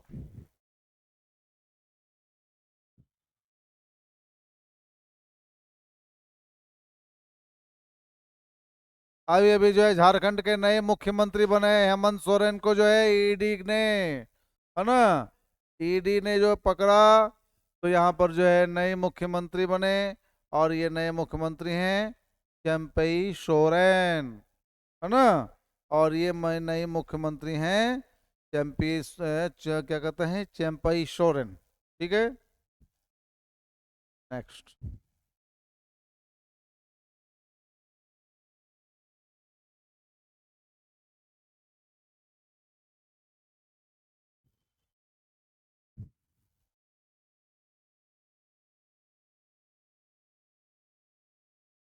ऑस्कर 2024 के लिए नॉमिनेट हुई, ऑस्कर 2024 के लिए नॉमिनेट हुई documentary film to kill a tiger, to kill a tiger का निर्देशन निर्देशन किसने किया?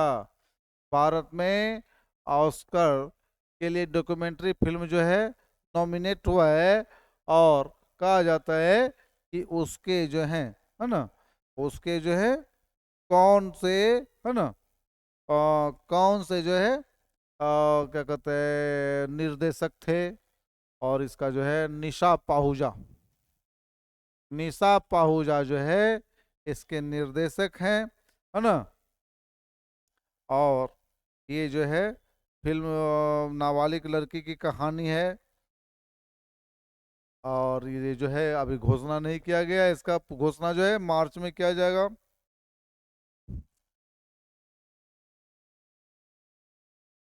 ये भी आपका जो है क्वेश्चन है करंट अफेयर्स का।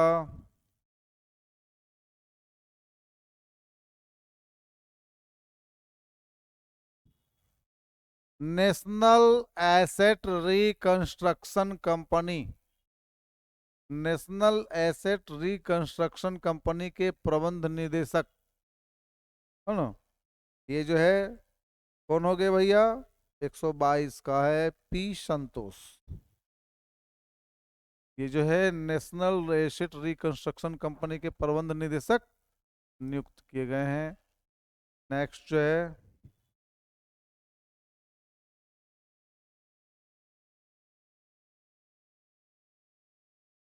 हाल में किस बैंक ने सम्मान रुपए क्रेडिट कार्ड, देखिए रुपए क्रेडिट कार्ड तो है, और यहाँ पर जो है सम्मान रुपए क्रेडिट कार्ड जो है लॉन्च किया है, और ये है इनसाइड बैंक। क्वेश्चन का आंसर हो गया इनसाइड बैंक। ये एक अभी जस्ट जो है शुरू किया गया है। ठीक है, चलिए नेक्स्ट जो है हमारे हैं आप।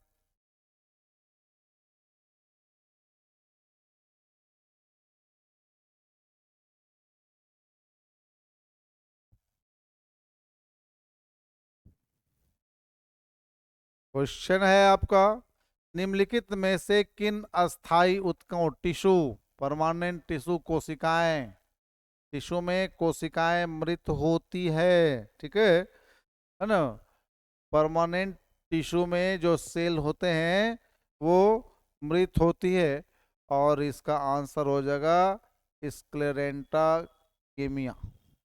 आंसर है सी।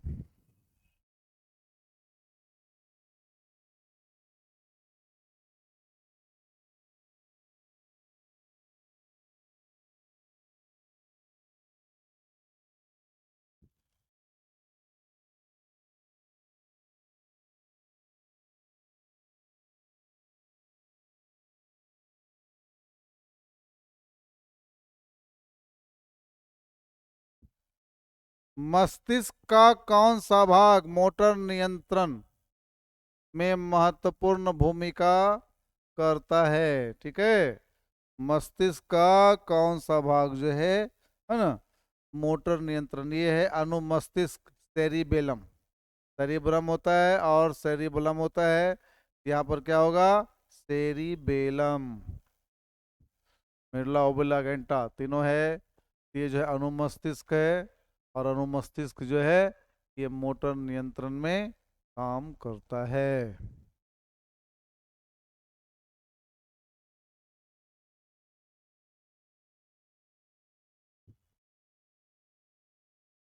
जीवों के वर्गीकरण का अध्ययन, है ना, वर्गीकरण का अंदर क्या हो गया, वो टैक्सोनॉमी, है ना, ये क्या हो गया, टैक्सोनॉमी, जीवों का वर्गीकरण, है ना। बायोलॉजी में जो है जीवों के वर्गीकरण के लिए जो है ये क्या आता है, टैक्सोनॉमी। वायरोलॉजी जो हो गया वायरस के लिए है ना। और ये सरपेंटोलॉजी, जो सरपेंटोलॉजी है यह सांपों का अध्ययन है, ये सांपों का अध्ययन है। नेक- ये वायरस का अध्ययन है, और ये वर्गीकरण है।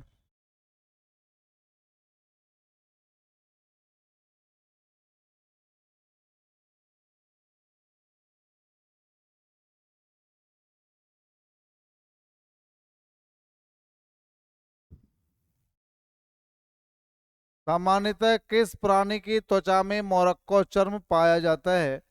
और इसका आंसर है मोरक्को चर्म जो है ये क्या है ना।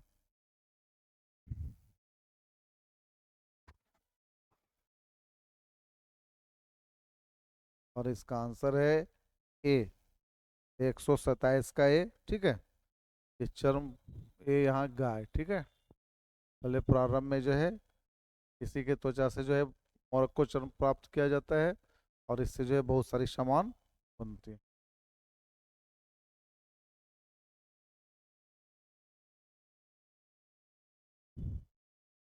देखिए, कौन सा विष पैदा करने वाला जीवाणु है जो मलाई, पनीर और दूध को खराब कर जो है उनका स्वाद खट्टा या कड़वा कर देता है? और इसका जो है आपको आंसर हो जाएगा, है ना, बैसिलस सेरेस।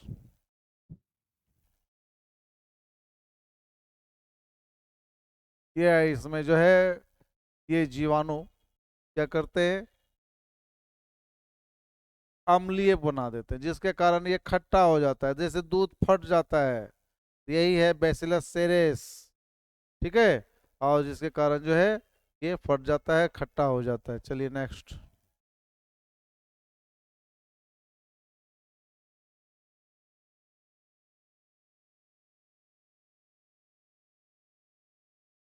और इसका आंसर है 129 का, देखिए क्या है, ठीक है। उस शैवाल की पहचान कीजिए, अलगी उस शैवाल की पहचान कीजिए जो समुद्री शैवाल नहीं है। इसका मतलब है कि वो शैवाल जो है मीठे पानी में जो है, इसका मतलब तालाब में, गंगा नदी में या फिर नदियों में जो है होता है, और वो क्लोरेला कहलाता है। यहाँ पर देखिए क्लोरेला है, ये आंसर हो गया क्लोरेला, ठीक है।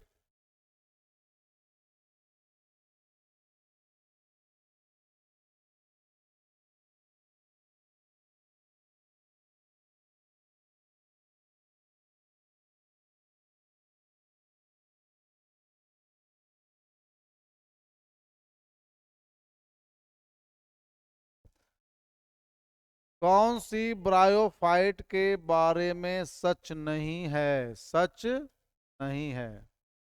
30 नंबर है। ठीक है, और इसका आंसर क्या हो जाएगा? देखिए ब्रायोफाइटा, इसके जो है पढ़िए, प्रमुख चरण में गेमेटोफाइट्स होते हैं, सही है। पौधे का मुख्य शरीर अगणित होता है, ठीक है। बीजाणु होमो स्पोरस होता है, ये भी सही है। ठीक है, इसका आंसर हो गया उपयुक्त में से कोई।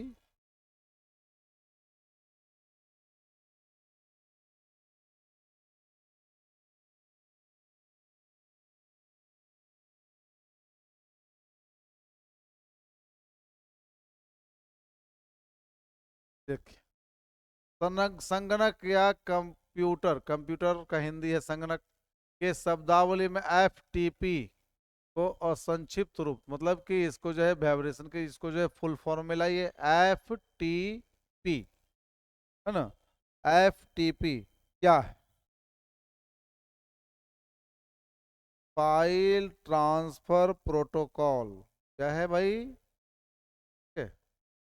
फाइनल नहीं हो गया, फाइल ट्रांसफर पोजीशन नहीं है ना। और ये है फाइल ट्रांसफर प्रोटोकॉल। ठीक है, ये देखिए इसमें ये भी नहीं है, प्रयुक्त में से कोई नहीं। फाइल ट्रांसफर प्रोटोकॉल, फाइल हो गया, file transfer protocol,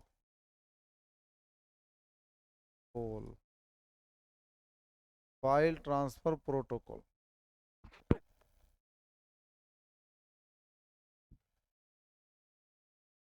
file transfer protocol हो गया इसका। चलिए आगे हम लोग बढ़ते हैं।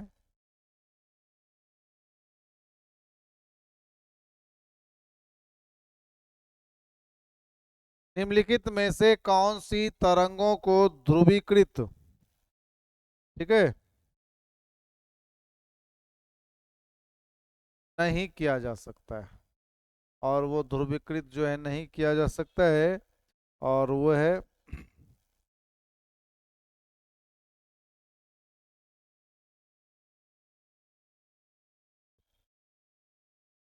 में जो है आपका रेडियो पराबैंगनी अवरक्त। ठीक है, ये भी हो गया, ये भी हो गया, है ना। तो ये सबको ध्रुवीकृत किया जा सकता है, लेकिन जो है उपयुक्त में से कोई नहीं। पराबैंगनी है ना, ये भी क्या, ये भी क्या, ये भी क्या, तो ये क्या हो जाएगा उपयुक्त में से कोई नहीं। देखिए यहाँ पर जो है आप देखिए, पराश्रव्य तरंगे और अवस्रव्य तरंगे। पराश्रव्य तरंगों की आवृत्ति कितना होती है? 20,000 हर्ट्ज से ऊपर। और अवस्रव्य तरंगों की तरंग जो है वो क्या होती है? 20 से नीचे। तो पराश्रव्य तरंगे को ध्रुवित नहीं किया जा सकता है, यहाँ पर उसका आंसर नहीं है, इसलिए इसका हो गया उपर्युक्त में से कोई।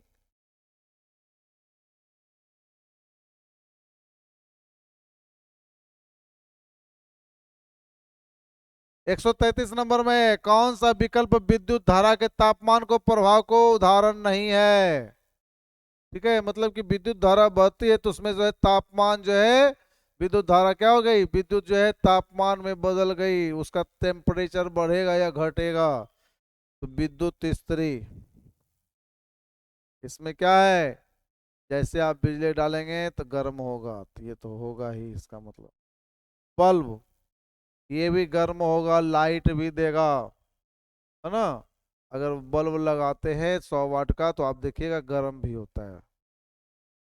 पंखे, पंखा तो गर्म नहीं होता है भैया, वो तो जो है ठंडा प्रदान करता है। ठीक है, तो इसका आंसर जो हो गया आपका क्या हो गया? पी। ऐसे आप देखेंगे कि बहुत देर पंखा चलने के बाद उसके कॉइल गर्म होते हैं, लेकिन अंततः जो है वो घूमने के बाद ठंडक ही प्रदान करते हैं। इसकी जो है पंखे की कार्यशीलता, पंखा जो घूम रहा है उसके बारे में बताया, पंखे का कॉइल गर्म होता है उसके बारे में नहीं कहा है। बहुत ही शानदार क्वेश्चन आ गया, और क्वेश्चन टेक्निकल रूप से जो है यहाँ पर अलग हो गया एकदम पूर्ण रूपेण, कि पंखा की कार्यशीलता, पंखा जो कार्य करता है उसके बारे में क्या। चलिए नेक्स्ट।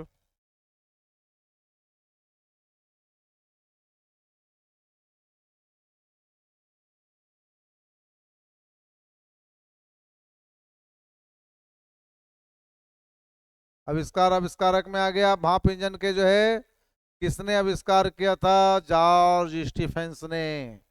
भाप जो है ना, भाप के इंजन को रेलगाड़ियों को में द्वारा आविष्कार किया गया जॉर्ज स्टीफेंस ने। ठीक है, चलिए नेक्स्ट।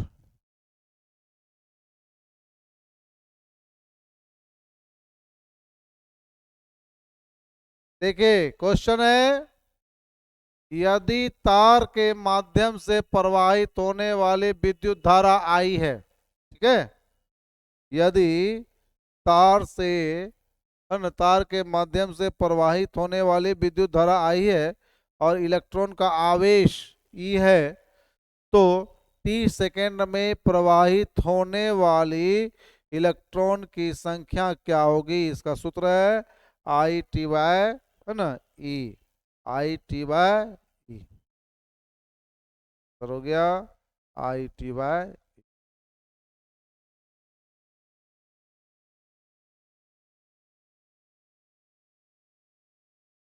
एक साधारण चुंबक जो है किसे आकर्षित नहीं करता है। साधारण चुंबक तो लोहा को आकर्षित करता है, और किसे आकर्षित नहीं करता है। तो भैया देख लो भाई, तो बहुत इजी क्वेश्चन है, इसको क्या करना है।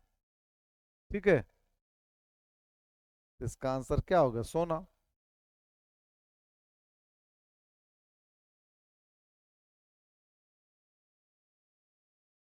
कांसा को भी तो ये जो है साधारण चुंबक कांसा को भी आकर्षित नहीं करता है। सोना और कांसा दोनों हो जाएगा, और इसका आंसर हो जाएगा उपर्युक्त में से एक से अधिक। सोना को भी जो है आकर्षित नहीं करता है, और कांसा को भी आकर्षित नहीं करता है। साधारण चुंबक जो है लोहा को एकदम आराम से आकर्षित करेगा। इसमें उपर्युक्त में से एक से अधिक हो जाएगा। ठीक है,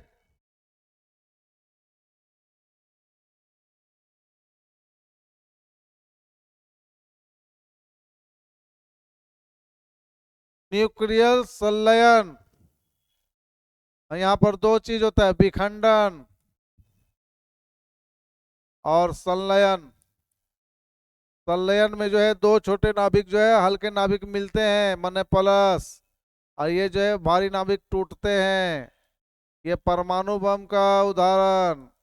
और ये जो है सूर्य और तारा का, सूर्य और तारे में संलयन होता है।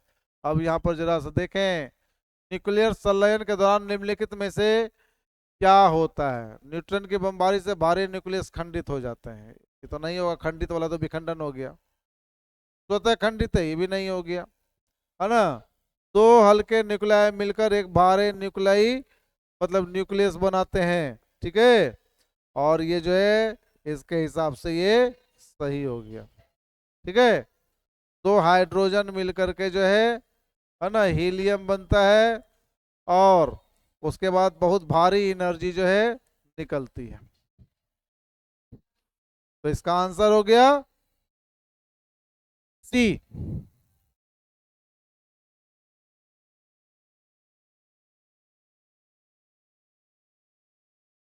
रक्तचाप माने ब्लड प्रेशर,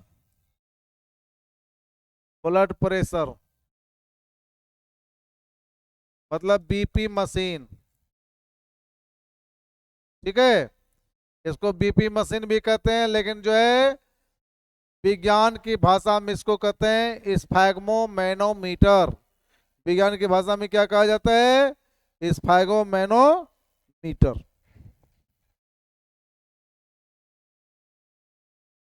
चलिए नेक्स्ट।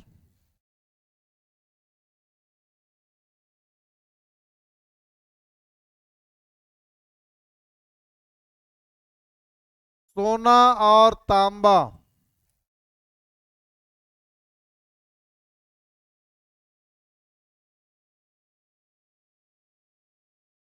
139 नंबर का क्वेश्चन है।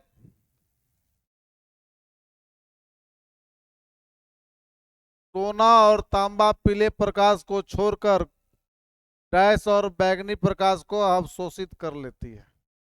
तो स्वाभाविक सी बात है, जो अवशोषित करेगा, ठीक है, और जो वापस लौटाएगा, तो वापस लौटाएगा, तो जो वापस लौटाएगा तो उसका जो है कलर वही हो जाएगा। अवशोषित करने के लिए यहाँ पर जो क्या हो जाएगा, नीले और बैंगनी प्रकाश को अवशोषित करेगा भाई, नीला, हरा, है ना। तो ये जो है 139 नंबर का जो है कौन हो गया, बी, नीला को जो है अवशोषित कर लेता है।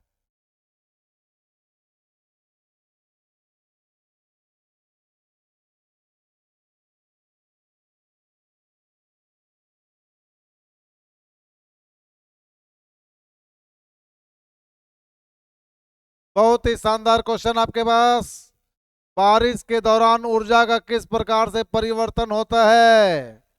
ठीक है, बारिश के दौरान ऊर्जा का किस प्रकार जो है परिवर्तन होता है? तो देखिए, बारिश के दौरान जिस समय बारिश जो है बादल में जो है वर्षा रहती है, तो यहाँ पर क्या हो गई, स्थितिज ऊर्जा। और ये वर्षा बूंद के रूप में गिरती है तो क्या हो गया, गतिज ऊर्जा। तो बारिश के दौरान जो है ऊर्जा किस प्रकार परिवर्तन होता है, मतलब स्थितिज ऊर्जा से गतिज ऊर्जा। तो देखिए यहाँ पर यांत्रिक ऊर्जा, यंत्र तो है नहीं जो यांत्रिक ऊर्जा होगा, तो यहाँ पर जो होगा, है ना, यांत्रिक ऊर्जा गतिज ऊर्जा में भी गलत हो गई। पेशीय ऊर्जा, पेशीय मांसपेशी का ऊर्जा तो इसमें होगा नहीं। रासायनिक ऊर्जा गतिशील, ये भी आपका जो है नहीं होगा। तो यहाँ पर क्या होगा भैया, 140 नंबर में बताओ, यहाँ पर जो हो जाएगा, कोई नहीं, उपरोक्त में से कोई नहीं होगा। ठीक है, स्थितिज ऊर्जा गतिज ऊर्जा में बदलती है। देखिए, स्थितिज ऊर्जा यहाँ पर है, गिर रहा है बारिश, गतिज ऊर्जा, और इस तरह के एक भी ऑप्शन आपके सामने नहीं है, इसलिए इसका आंसर हो गया उपरयुक्त में से कोई नहीं। चलिए नेक्स्ट, नेक्स्ट हो गया, अब बस 10 क्वेश्चन है, तुरंत हो जाएगा।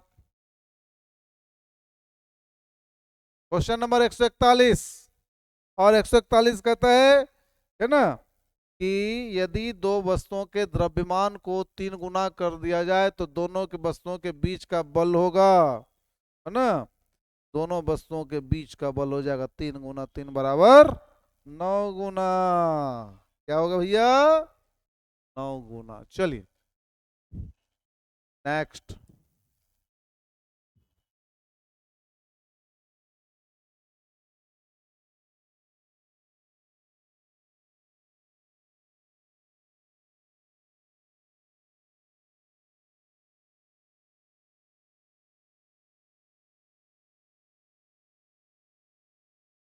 अल्केन्स का सामान्यतः सूत्र, ठीक है, 142, 142। ऑक्सीकरण अभिक्रिया में क्या होता है, सीधी सी बात है भैया, ऑक्सीकरण और अवकरण दो तरह की प्रक्रियाएं होती है। तो ऑक्सीकरण में क्या होता है, सही भाई, इलेक्ट्रॉन्स खो गया, इलेक्ट्रॉन्स खोना माने ऑक्सीकरण, इलेक्ट्रॉन्स पाना माने अवकरण। तो इसका क्या हो जाएगा, 142 का डी।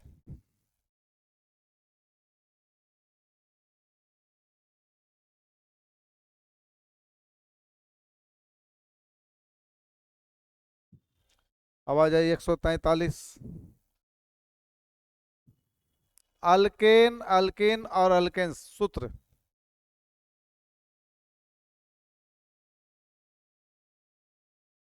बराबर है,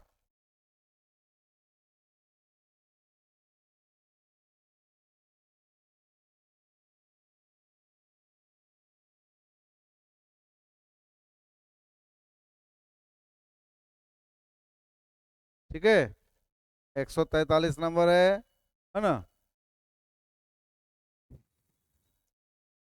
अल्केन, अल्केन का सूत्र क्या हो गया, CnH2n+2, जैसे मीथेन हो गया CH4, मीथेन। अल्केन का प्राथमिक सदस्य CnH2n+2, देखिए सी हो गया एक, H2 दो, अब प्लस दो बराबर CH4। तो इसका सूत्र हो गया CnH2n प्लस। अल्केन, अल्किन और अल्काइन तीन तरह के हैं। तो अल्केन का सूत्र हो गया CnH2n प्लस टू, अल्किन हो गया CnH2n, है ना। तो यहाँ पर हो गया CH4। चलिए,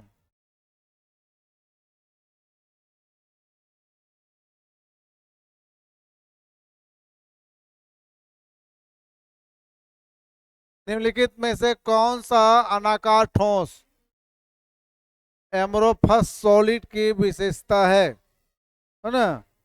एमोरफस सॉलिड की विशेषता है।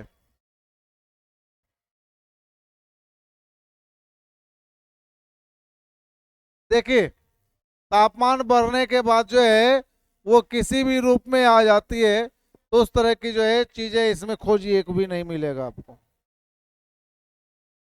तो ये जो है उपर्युक्त में से कोई नहीं। जैसे कि मोम हो गया, रबर हो गया, कांच हो गया, जेल हो गया, ये जो है इसकी विशेषता ये किसी भी चीज में आ सकते हैं, इसलिए इसका जो है कोई नहीं हो गया।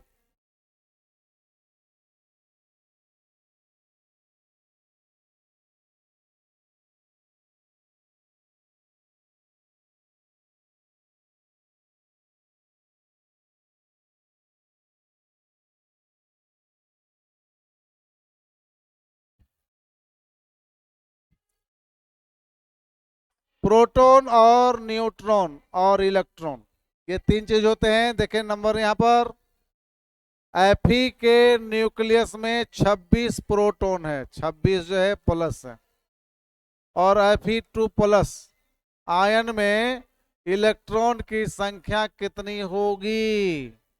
ठीक है, यहाँ पर जो है जितना प्रोटॉन है उतना इलेक्ट्रॉन होगा, तब जो है वो बराबर होगा। ठीक है, तो 26,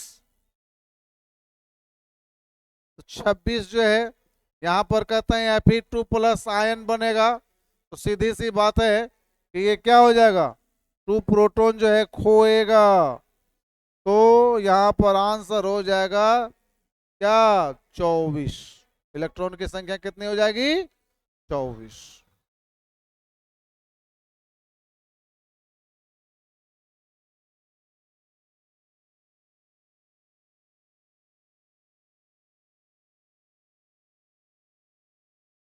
ध्वनि, ठीक है, ध्वनि जो है किस प्रकार की तरंग है, साधारण सी बात है, धनुजय अनुदैर्घ्य तरंग है।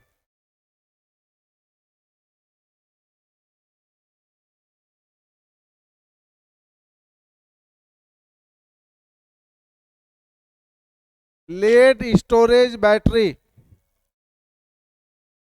स्वाभाविक सी बात है कि लेड स्टोरेज बैटरी जब विसर्जित होती है तो क्या बनेगा भाई, लेड बनेगा। तो लेड यहाँ पर है, बी नंबर।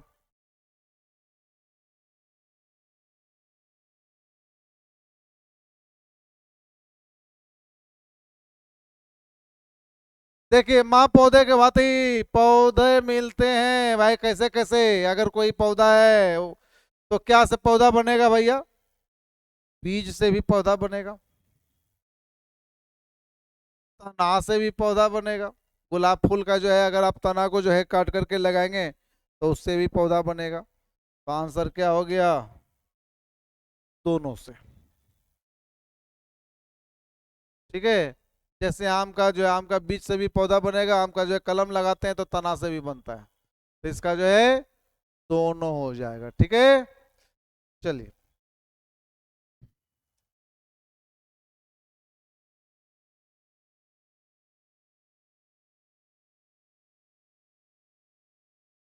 निम्नलिखित में से कौन से पदार्थ पानी में घुलते हैं। ठीक है, कौन से पदार्थ पानी में घुलते हैं, देख लीजिए भैया, दूध, चीनी और शहद, तारपीन, नींबू का रस, पेट्रोल, मिट्टी का तेल, नमक, साबुन।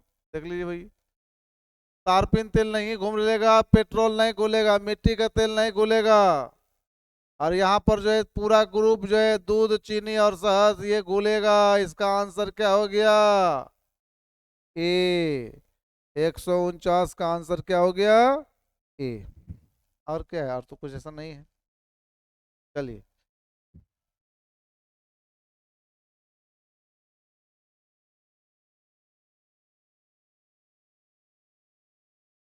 बहुत ही शानदार क्वेश्चन है 150वां। मेंढक और कीटों को फंसाने वाली है ना, पकड़ कर खा जाने वाली पौधा, घटपर्णी पौधा। देखिए इसमें जो है क्या होता है, इस तरह के जो है फीचर टाइप के होते हैं। और इसमें क्या होता है, इस तरह के है ना बंद होने वाले ऊपर से होते हैं। जैसे ही जो है ये क्या होता है, कीट वगैरह इसमें आता है तो ये बंद होते हैं। फीचर प्लांट कहा जाता है इसे। घटपर्णी पौधा कहाँ पाया जाता है, मतलब कि कह सकते हैं कि एक प्रकार से ये मांसाहारी पौधा, पौधे भी मांसाहारी होते हैं, उसी के बारे में यहाँ पर जो है कहा गया है। तो ये पौधा जो है आपको मेघालय के जंगल में प्राप्त होते हैं। ठीक है, ये पौधे जो है मेघालय में प्राप्त होते हैं। तो आप जो है थोड़ा सा आपका हिंदी वाला बच गया है, वो कल कर देंगे। लेकिन याद रखिएगा, यदि आप जो है इस जीवन में सफलता प्राप्त करना चाहते हैं तो इधर उधर नहीं फंसी। एक ऐसे जगह में आइए जहां पर जो है बेहतरीन टीम हो, और उस बेहतरीन टीम के नायक भी बेहतरीन हो। और वो जो है पूरे पटना में जो है आपको अगर मिलेंगे यहाँ पर सैदपुर मोड़ के पास, और उस क्लास का नाम है नव भारत क्लासेस। तो अपनी जो है समय को बर्बाद ना करें और यहाँ पर आ जाएं। धन्यवाद।